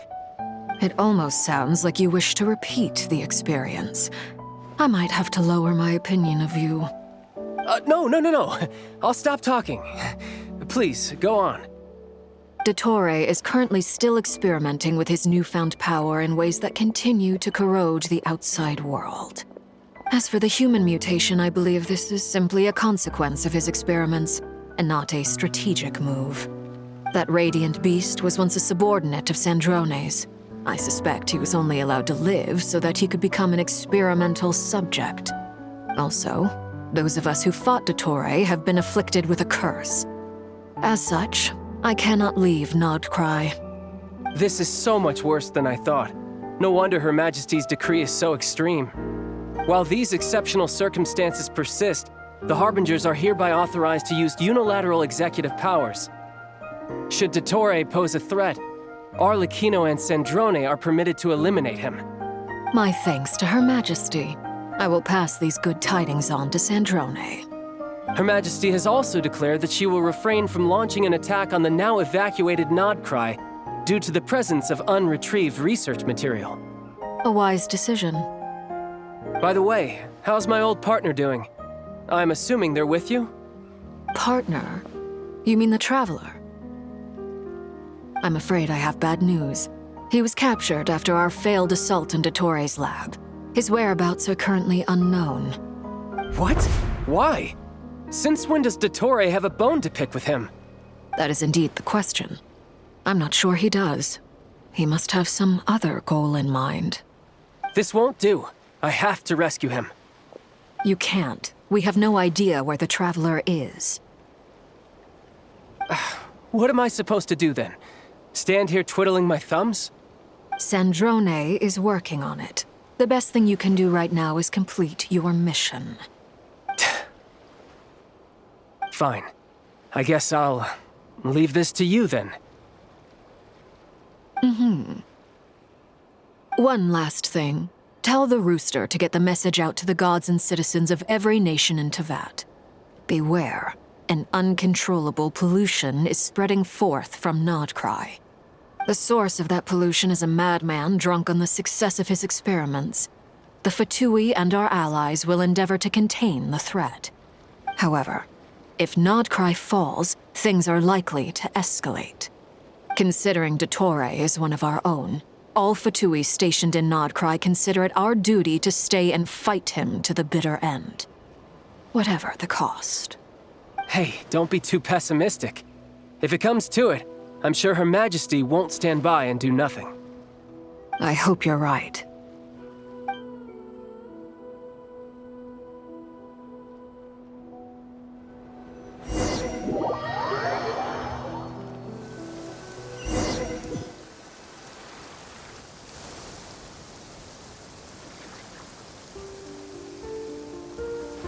You're right on time. Thanks. Hey, do you think I'll get that gliding exam exemption? I made sure I was on my best behavior in Mondstadt. I landed well outside the city and walked in through the gates. I'll help you apply, don't worry. For now, let's see what we have here. What are the Doctor's energy fields even made from? The usual attract and repel principles that govern Kuvaki don't seem to apply to them. They are very mysterious, but ultimately, they appear to be comprised of energies from the three realms. Thanks to research by Master and the Hexen Circle, we know that Tevat's 7 elements are derived from the more primordial power of the Light Realm, which is antagonistic with the power of the Void Realm. Since you have the power of the Dragon Durin within you, I'm sure you can already tell that this energy field contains no abyssal energy. That's true. It's not abyssal energy. It's something pure, wild, and untamed. I've been thinking about something. Do you still remember the device that Dory supplied from the Academia when you and Miss Columbina fought Rarier? That was one of the most marvelous feats of ingenuity I've ever seen. The design, the craftsmanship, the material selection. I couldn't fault any of it. Not to mention the operating principles. Surely the most ingenious feature of all.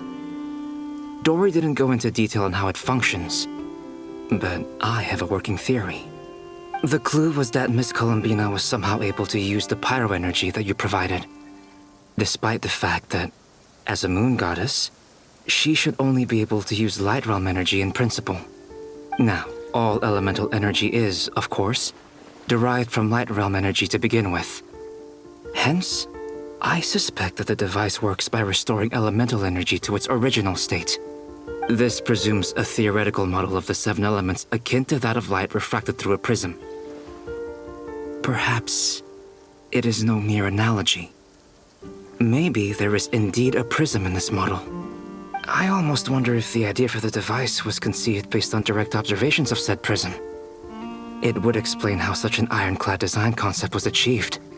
It is at once a masterwork of engineering and a groundbreaking application of the Academia's latest elemental theories. I suspect only Lesser Lord Kusanali herself could have devised such an ambitious technology. But back to the energy field before us. If this is pure light realm energy, its relation to elemental energy is one of integration versus division. Or you could say that the former contains the latter. Could this mean that elemental energy can dilute the power of the light realm? Should we give it a try? We should.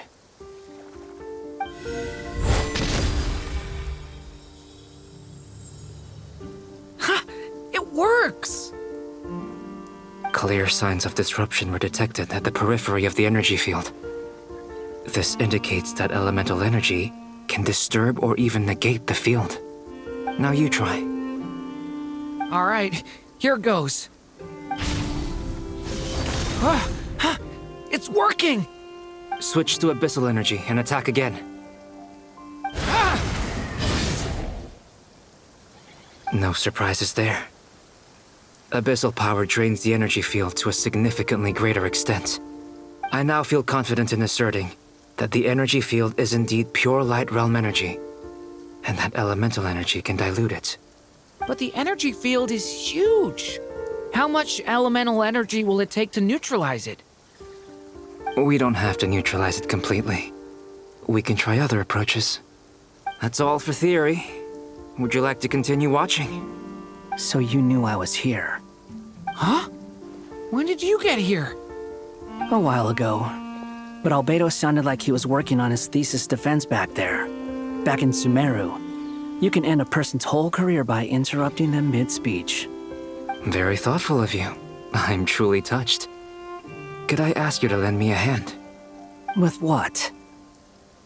A little test. Try using Animo to unleash a concentrated assault with circular blades, with the goal of breaking through at a singular point. Nice! This time it tore through the field. Tremendous. This is a major breakthrough. Should we go through? We probably shouldn't risk having mutually antagonistic energies in such close proximity. Durin, you stay here and watch the entrance. Hat Guy and I will go in to investigate. Sounds sensible to me. Keep your eyes peeled, Durin. Don't worry, I got this. You two be careful in there. Just give me the signal if you need help and I'll dive right in. What do you mean, signal? It's based on a new alchemical concoction I developed last month. When 2 bottles of it are smashed on the ground together, they emit a blinding burst of light. If it comes to that, remember to shield your eyes with your hat. Glad I asked. Thanks for the heads up.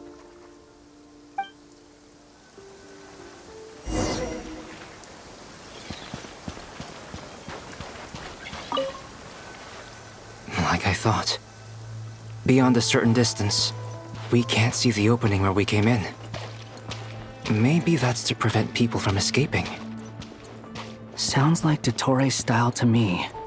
Not much has changed. Things are basically the same here as they were before the energy field appeared.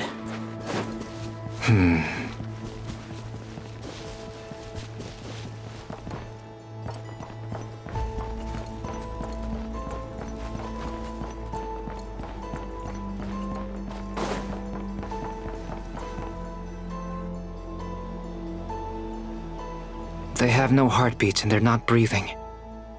We can only assume they're dead. But there are no visible wounds. Also, there's an animal squatting next to each body. It's watching us. That's not an animal's gaze. What are you trying to tell us? Doesn't seem eager to talk. I guess maybe it's just an animal after all. Let's keep looking around.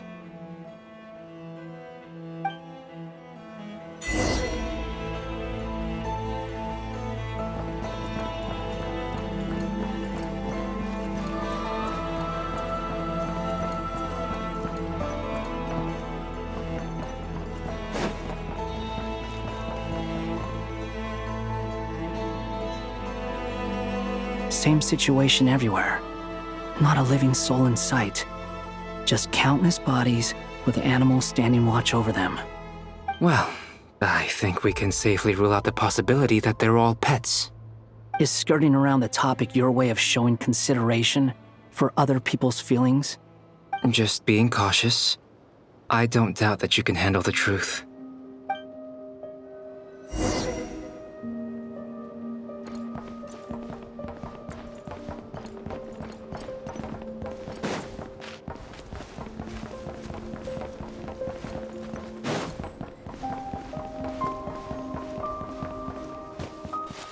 Careful.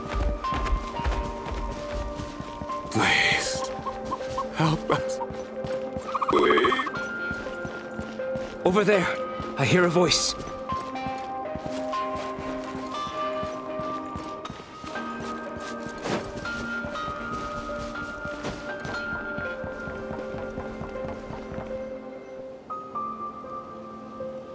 Please. Help us. Please. What happened here? I don't know. Suddenly, everyone collapsed.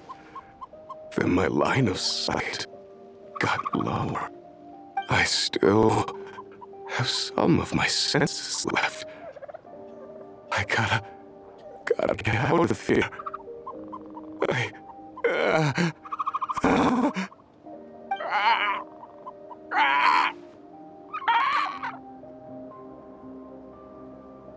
It looks like there's a huge experiment going on inside this energy field.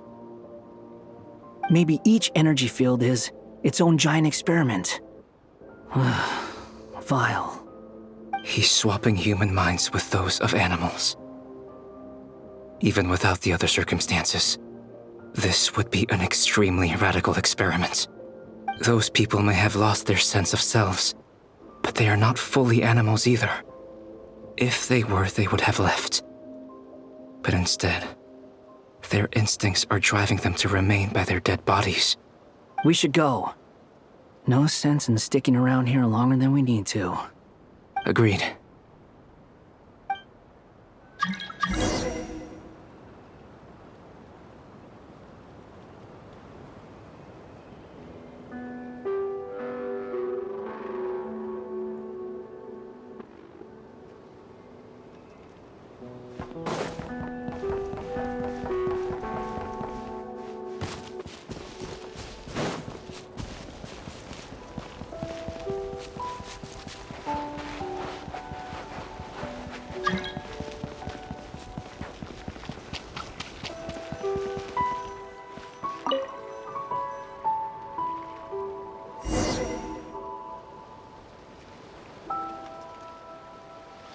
You're back! Everything okay? We saw some things that take a strong stomach. Otherwise, we're fine. We should share our findings with the others.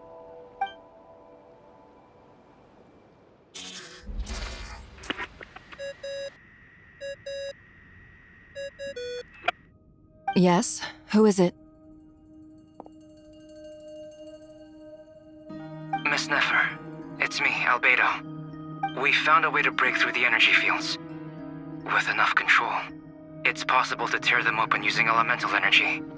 Also, we managed to take a look inside. Dottore is carrying out his cruel experiments on an immense scale.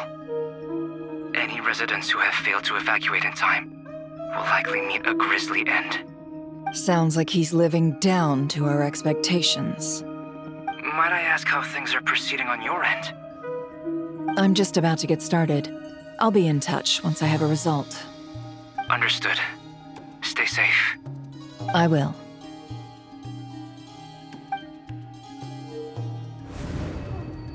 Well, Nefer, I'll link up with you once my tasks are complete. What makes you think I'd need you to do that? I'll need it. And considering the way you approach certain matters, I think you'll be better off with me present.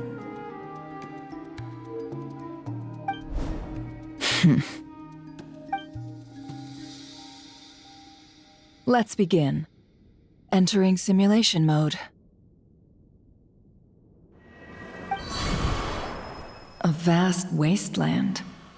Is this the Traveler's inner world? I was expecting something more vibrant, to be honest. Wait, someone's there. What are you looking at? In that case, I'll look at it with you. I want to know all about everything you've seen and experienced. Is there somewhere I should return to? Or should I stay here and be the hero everyone says I am? I don't dislike my current life.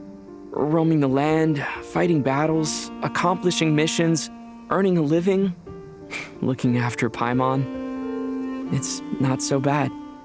I guess the only thing that's missing is that you're not here with me.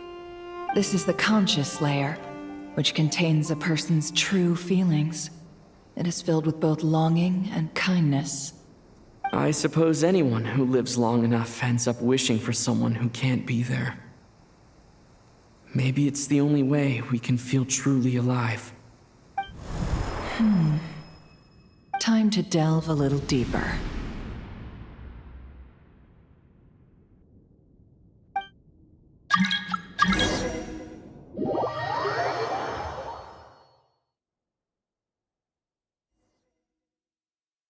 Nasha Town is hardly the optimal choice for a place to live, but it has character and a reasonable population density. What are you trying to say? Oh, don't be nervous. I was just thinking where might make a good starting point for your journey. Perhaps I should send you further afield. Conria, perhaps. Conria ceased to exist long ago.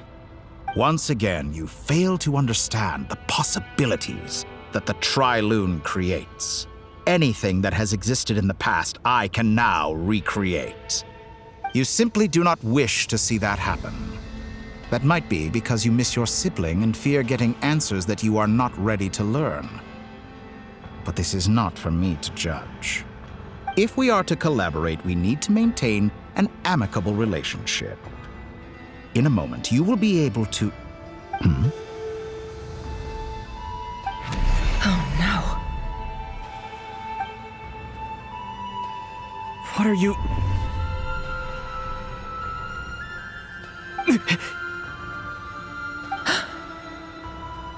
What are you gonna do? Don't move. Something unwanted has crept into... Oh? Gone as quickly as it came.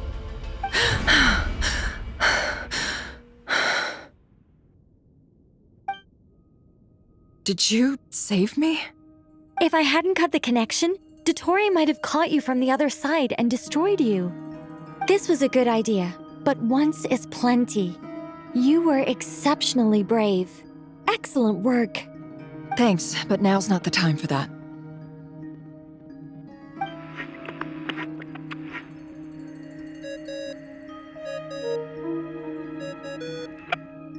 Albedo speaking. I think I know where he is. What is this endless darkness? I can't see anything, even though my eyes are wide open.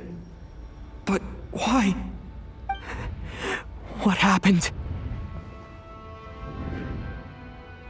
Ah, sorry about that.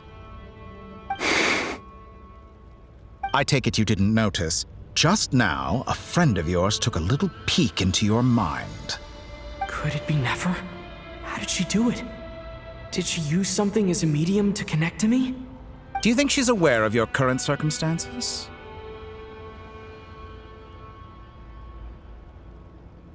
Oh dear. Have I stunned you into silence? I only wanted to slow down your time a little so I could stop your intruder in her tracks. It would have been nice to capture the spy. I must say, I'm finding the ability to adjust the flow of time rather intriguing. The moment you closed your eyes, time seemed to grow impossibly viscous, didn't it? A whole month passed before you opened your eyes again, but only for you. No one else was affected. I dare say this is something only a god can achieve. Point taken. You've proven once again that you have god-tier powers. Oh, you misunderstand. This wasn't about proving a point. I was testing things out. I find I learn best by doing, and I have to admit, time is not the easiest dimension to control. I only wanted to make you sleep for a short while, but it ended up lasting a whole month. Clearly some finesse is required to wield the authority over time as I wish. I hope you're not angry with me. It was only a month's discrepancy, nothing too serious. Had I been off by a year, a decade, or even a century, that would have been quite a different story. You could have frozen me for millions of years. So much for collaboration. You aren't showing much sincerity. Millions of years? To what end? I wonder if you don't understand humans all that well. They are very pragmatic creatures who understand only that which they can perceive with their senses. If I had you sit here for a week, I imagine people might sympathize. But if I left you here for 100, 1,000, or 10,000 years, the sheer size of that number would cause it to lose all meaning to them. They would not have the capacity to comprehend your suffering, and thus they could not empathize. Unfortunately, while gods do exist in Teyvat, it is ordinary humans that account for most of the population. Their lifespans are so limited, their bodies so fragile. Did you ever really hope that they could begin to understand someone like you? Your long life and unique origins make you fundamentally different from them. How long will it be before they start to treat you like the alien you are? Before you are ostracized, outcast? Alien? Even I feel bad for you sometimes. This world has made you into a slave. So many times you have served its will, and not once have the powers that be ever thought to grant you the one simple thing you wish for. You have been treated most unfairly. I can change that. I will grant you special privileges and give you back the status you rightly deserve as a descender.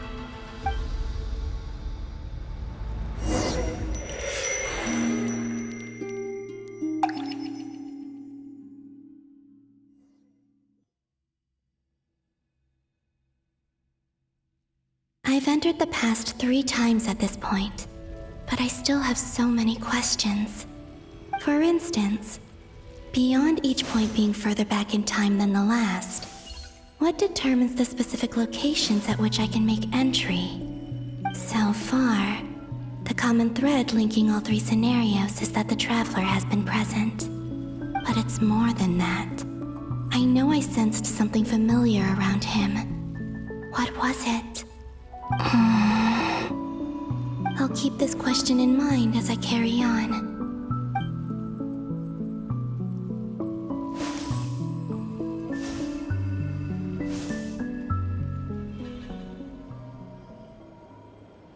Humans, you never change. Always trying to use powers you neither comprehend nor control. This looks like Star Sand Shoal. Was this before Rerir regained his physical form?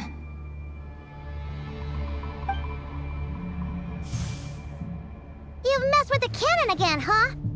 Sorry, but this round's not gonna go your way. The cannon. That's right. I was at Silvermoon Hall and I sensed an abnormal Kuvaki fluctuation coming from Nasha Town. And right after that, came an ominous power emanating from Star Sand Shoal. My body was once torn into countless pieces and hurled into the swirling chaos of time itself. But even so, my life and will were not extinguished. I wonder if I could try to prevent his resurrection. But how would I do it? What can I do, here and now? Traveler! Behind you! Look at that light!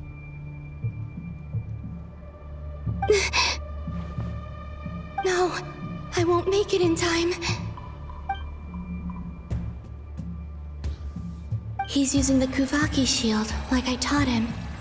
Is he going to use it to block the cannon's beam? He's strong. I'm sure he can manage. But the force released when the beam impacts the shield might lead to collateral damage. Easy Island. The Frost Moon Scions will be exposed to lethal levels of Kuvaki. A question, if I may, kind Miss Columbina. When the cannon's Kuvaki beam was deflected earlier, I saw several bolts of energy streak toward Hisi Island, only to be blocked. Did you also have a hand in that? Maybe that really was me after all. Well, future me. but I don't know if I have enough power left. Sigi sato pasa sais, niti ipotuvtos. There's no time. Osestikos paratini tiranto risuiku, topirto aithion feraton. I have to make it. Oh, Frost Moon. Oh, great land. Oh, slumbering moonlight of Nodcry. If you can hear me, if you can sense my call, then please, heed me once more!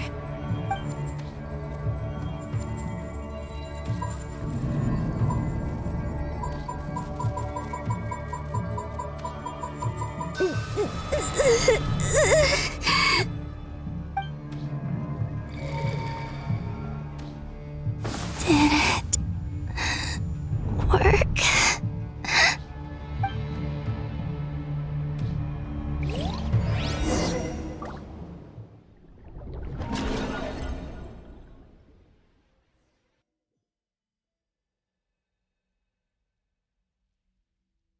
Hey, wake up. Hey, did you hear me? Call him, Bina. I said wake up now. Oh, good morning, Sandrone. It's 3 in the afternoon, actually. And could you kindly not use my quarters as your personal nap room next time? But I feel so safe here. And your coffee, right? It's so bitter, but it smells lovely. It's like you were raised by wolves in a forest or something. What did you drink growing up? Grass tea? The Frost Moon Scions certainly led a more frugal existence than the Fatui. Then I'll bet you've never eaten one of these before. It smells delicious. That's because it's a Fontanian recipe. I had a little free time today, so I made a batch. Rosaline will be here shortly, but if you really can't wait, I guess you can go ahead and... Hey, at least let me finish before you start eating! Did the Frost Moon Scions not teach you basic table manners? Or did the rules not apply to you because you're the high and mighty moon goddess? These are so tasty. Of course they are. I made them. I was worried they might contain traces of machine oil. What?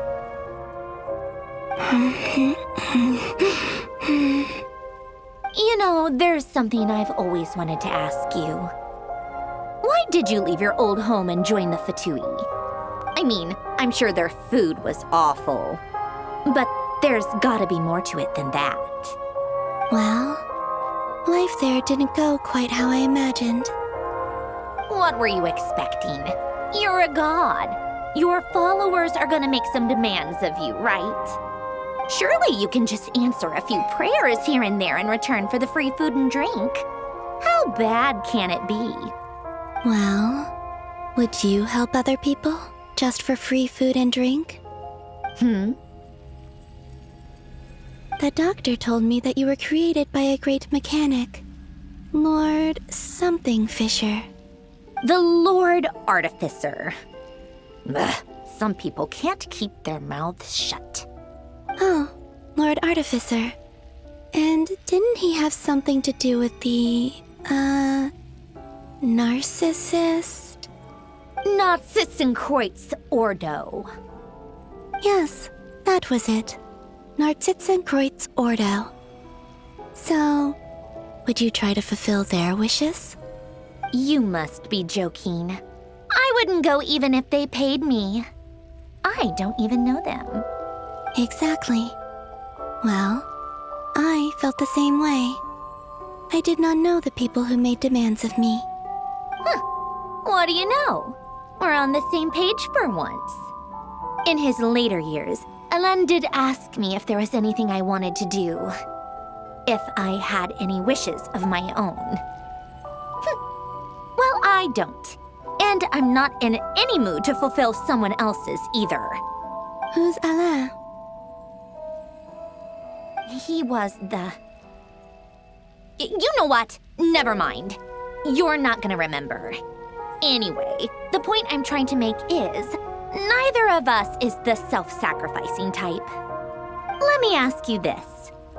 What sort of place would you like to live in, if you could choose? A place where people don't ask me for things I cannot give them. Where they don't worship me, or fear me, but just want to chat with me like a normal person. I'd also like the freedom to come and go as I please. And ideally, it would be somewhere with the smell of coffee and snacks. Not to burst your bubble, but no such place exists in the world. Now, take your snacks and scram.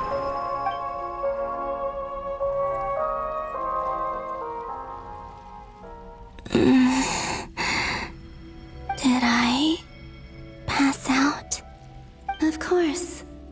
I'm back here again. I dreamed of events from my past. Sandrone. Traveler. I miss you all so much. Back there. I guess I managed to harness all the Kuvaki energy on Hisi Island. But how did I do it? Time is flowing backwards here, and I can use that familiar power to enter the world of the past.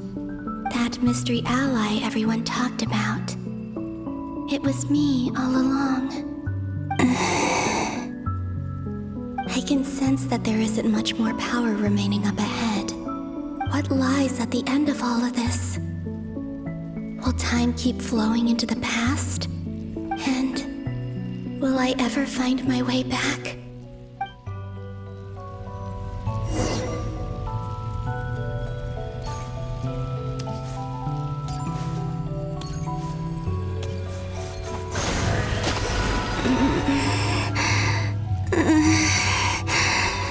It's getting harder and harder to use my power.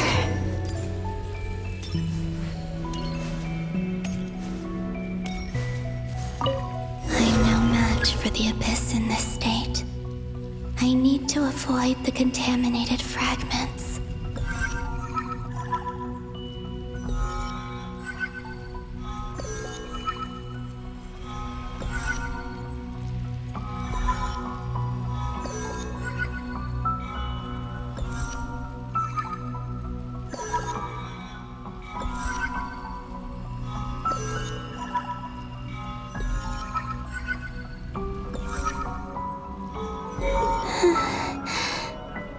Time to go. I wonder where I'll find myself this time.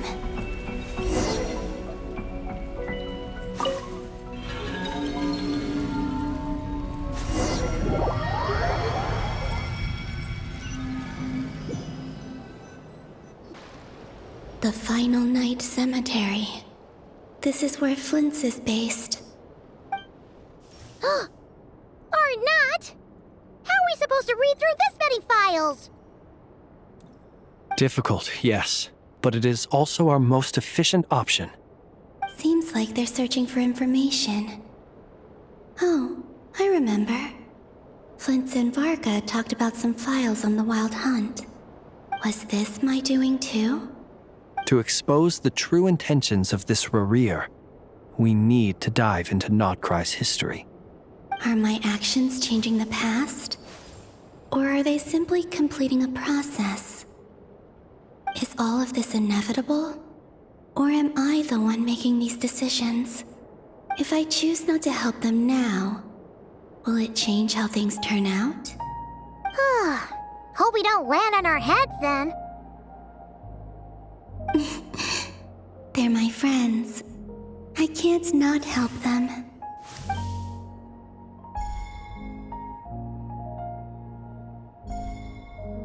Ghost!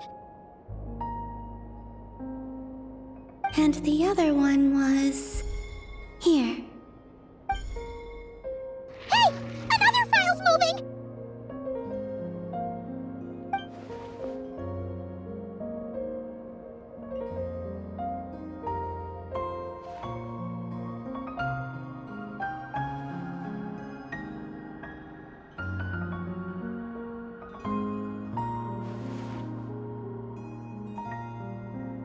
That should do it.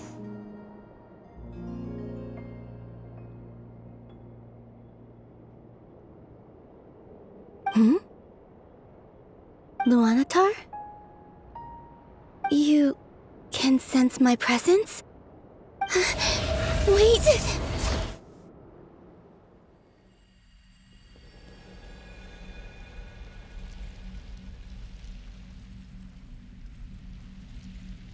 Luanatar. So she's that familiar presence I've been sensing all along. She's always been by the Traveler's side. That explains why the Traveler has been there each time I've entered the past. But why Luanatar? Is it because she has a connection to me as the Moon Goddess's familiar? If so, why not any other Kuhenki? That's...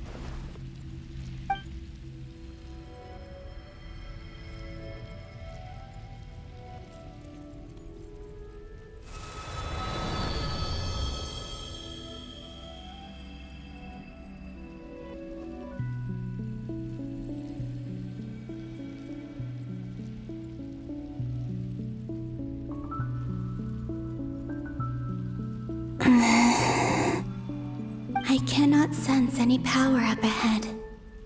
Just a void, stretching out into infinity. This is likely my final chance to enter the past. It's now or never. I have to find a way back.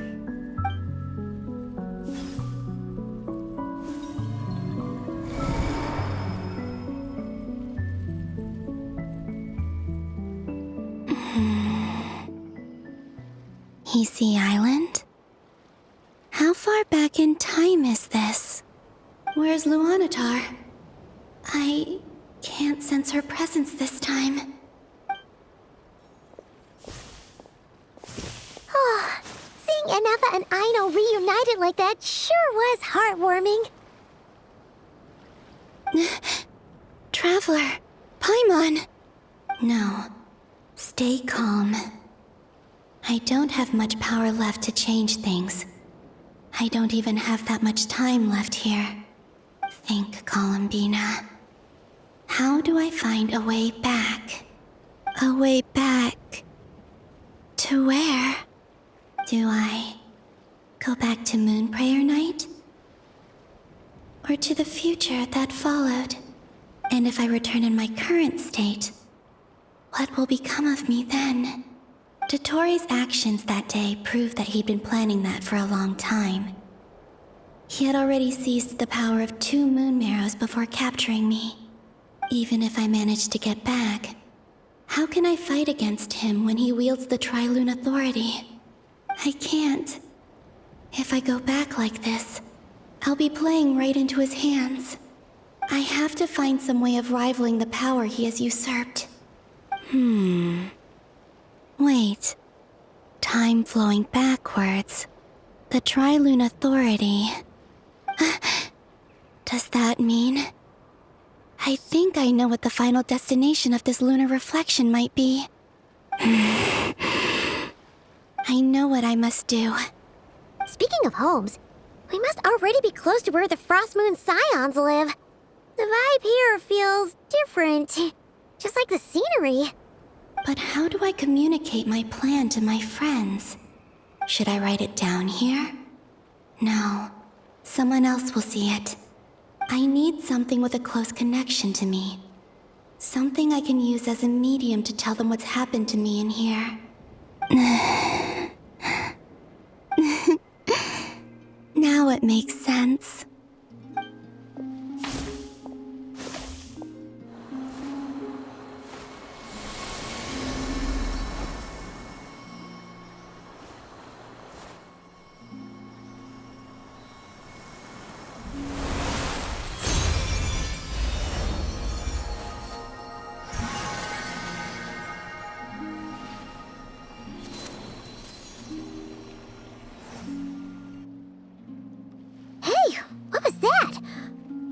Some sort of breeze blew by, and then the petals suddenly turned into...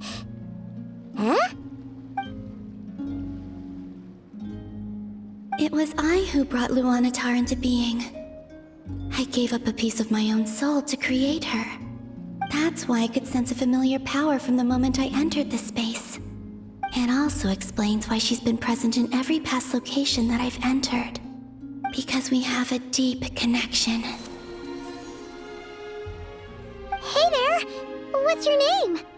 And the reason why there are no more gates to the past after this point is that Luanatar hadn't been born then. No wonder I sensed the trace of a blessing when we first met. But I still didn't recognize the soul hidden within you. Back then, I was just a little lost dove. I had yet to become Columbina Hyposelenia. Go on now. We've got stuff to do. Best you find someone else to hang out with. Hey, you scared it off. I'll be counting on you. Remember to stay by the traveler's side, guide him, and help him in my stead. Oh, and bring him to the garden where the moon prayer blossoms grow. There's a little lost dove there who will need his help.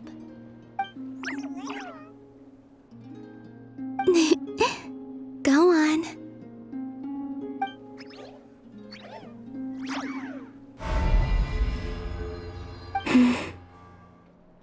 You too. Go and live your story. As for mine must go in a different direction.